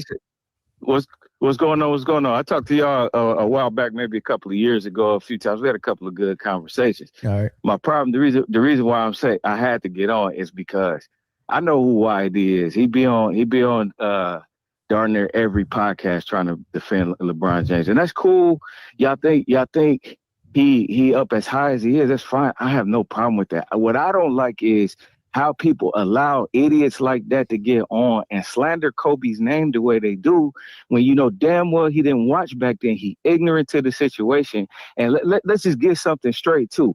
Just because somebody votes for you for an accolade does not make you a better player than a person that didn't get it. The fact is, when you look at GOATs, greatest of all time, the fact is, when we look at who's the better player and on both sides of the floor, do they have holes, this, and that, and the third, everybody that know basketball knows damn well Kobe Bryant is a better player than LeBron James. I don't understand it's tough. It's not fucking tough. It's not. The dude's a better basketball player. A lot of the reason why LeBron needs so much help, so much coaches, whatever the case is, dudes can run the basic zone at him. He can't shoot. When Dallas did the stuff, is because he's not a high 3-level scorer like Kobe Bryant or Michael Jordan. So the guy that said he is 1A and 1B and then is everybody else, I totally agree with that. I don't even have him number 3. I can put him top 10 because of his longevity. It said if that's what the new criteria we doing, because when I was growing up, it wasn't even about longevity. It was about what you did when you was at your peak. It was. You get what I'm saying? They changed the narrative now because the dude couldn't pass the test to get out of high school, and now he's 50 years old, know all the answers. Now y'all calling that greatness? Come on, man. We're not doing that, man. You know we do it. Now you playing. How many players did you need? Now, and the reason why I say top 10 and I say just longevity, because my question is, if everybody else that you put in your top 10 had the choice to pick their players, pick their coaches, control the narratives, how many fucking rings would they have? That's a daggone good question. That includes Michael Jordan. That includes Kobe Bryant. Let's say Kobe was like, you know what? I'm gonna play with the two of the top players from my own draft. Or Michael Jordan said, I'm gonna play with Akeem Olajuwon. How many rings would he have? Hella. Okay, so why are we pretending we don't see this? And now, even if he somehow found a way to win this year, he got another top 5 player in the fucking league, and he wins, and we're gonna give him the credit and say, you know what, he got 5 like Kobe. It's not the same thing. It's counterfeit. So we let dudes like YD get on. Wait. No, it ain't no wait. It ain't no wait. You gotta wait. You should wait. You should wait. You was cooking. You was cooking. And I was sitting here and I was listening to you. But you had like 3 of them rings Kobe got in with Shaq. Stop it. No, you gonna rewrite history? Stop. Because wait, hold up. You stop it, because the fact is, before Shaquille O'Neal got Kobe Bryant, he had 2 all-star caliber players in Eddie Jones and Nick Van Exel, and didn't do shit. He didn't do nothing. He didn't do nothing with Penny Hardaway in Orlando either. Didn't do nothing with Penny Hardaway either. You got finals appearance with Penny. He put the GOAT out. Right. But okay, cool. But what you don't under? He did that. He did do that. The GOAT didn't wear 45. That wasn't the GOAT. That was not the GOAT. That was the lamb. He put the little lamb of God out. But that wasn't just about beating the GOAT though. Everybody know that Horace Grant was on the other team. They had a hole at power forward. They fixed the hole. Shoot. Young Disciple was calling in, and I tried to send him a voicemail and hung up on the dude. Dang. Call back, Rob. Hey, out the mud. You should merge the call. That's what he was trying to do. Yelling at each other. Merge that one, Mill. Yeah, merge it. That's a good one to merge. We don't have the time or airwaves for that. We got 4 minutes. My bad. I hung up on my mistake, man. My bad. Go ahead. No, it's all good. So all I'm simply saying, I'm not knocking who LeBron James has been. His longevity, the man's an Iron Man dude, could get stats. He could do this, do that, and that's cool. But to sit up and say, when we say greatest of all time, like, see, it's something we used to say when we was kids, because I'm 43 now. It's something we used to say as kids, or we see our parents be a part of a church or whatever, and they would use the saying, strive for excellence, right? You ever heard that saying? Yeah. Hey, hold on, Rod, real quick. This Young Disciple right here. Hold on. Okay, cool. Yeah, because I know who he is. Okay, all right, Brad. Let me see if I can. He said, I know that man. You said we have 4 minutes, Mel. I will see y'all in 35. We still got 4 minutes. 2:30 is when I'm ending it. Go ahead, Young Disciple and Rob, both of y'all on the line. Y'all got 3 minutes, man. A minute and a half for both of y'all. Go ahead. Hey, YD, why you always be on lying on Kobe's name? I'm getting tired of it, bro. You be on everybody's stuff lying on the man's name. Hey, bro, what I lie about? The fact is, you keep trying to put stats and accolades and try to what I lie about, nigga. Hold on, I'm about to tell you. I don't care what I'm telling you. What I'm telling you, you're wrong. You're factually incorrect when it comes to Kobe Bryant. You don't know context. Hold on, stop. You keep talking. I don't need to hear you. I'm saying to you, you don't know context, which is the main thing you need to mention when it talks about the GOAT debate, because everybody has context to what they're doing and what make them great and what make them not great at times. And the fact is, you try to bring up Kobe's with no context. You want to bring up accolades like that, just make somebody better. If that's the case, Steve Nash better than Kobe too, because he got MVP. He got more MVPs than him. Yeah, that's completely stupid. Hey, my turn. Is it my turn? Yeah, go ahead. Yeah, go ahead. No, I'm still going. The fact is, you don't know Kobe Bryant. It wasn't your time. And instead of going around trying to lie on his name, you need to turn around and admit that you ignorant to the situation. You don't know who Kobe was. No, I'm not hurt at all. I'm telling you the truth. I'm trying to help you out, my guy. I'm trying to help you out. Hey, bro. I'm trying to help you out. I ain't your bro. Bro, you got 100,000 in the bank, nigga. I ain't no bro. I'm saying I you ain't can't your, I help ain't me. your bro. I ain't Okay, your my bro. turn. Is it my turn? Yeah, go. Go say something stupid like you always do. I just asked this dude what did I lie about. He I just told you. For the I whole told you. time he didn't say, he didn't give me one thing. Yeah, keep going. He didn't give me one thing. Hey, going. bro, but this is what I'm saying, bro. Like I said, bro. Like I said, bro, like nobody with one MVP and 2 finals MVPs could be compared to Bron. Yes, he can. You know why? Nobody Because that ever said, you know, yes, he can. Hold on, Rob. That's Rob. Let him go. All right, go. Hey, bro, he can't. That's what I'm saying, nigga. It's hurting. These gut punches. I'm not hurt at all. Hey, bro, nobody that averaged 7 points a game in any season could be compared to Bron. Not a dude that was 13th, bro. And got 1 MVP. Like you talking about greatness and you talking about accolades. As long as I've been living, bro, it's been MJ 5 MVPs. You ain't been living that long. You could tell. 6 for 6, 6 finals MVPs. So, but now y'all want to lower the bar. I have no problem with Jordan. I have no problem with Jordan. I got Jordan as a GOAT. So at least we agree on that. We agree on that. So the same things that put Jordan over LeBron, those same things put LeBron over Kobe. Nope. Like remember that. Nope.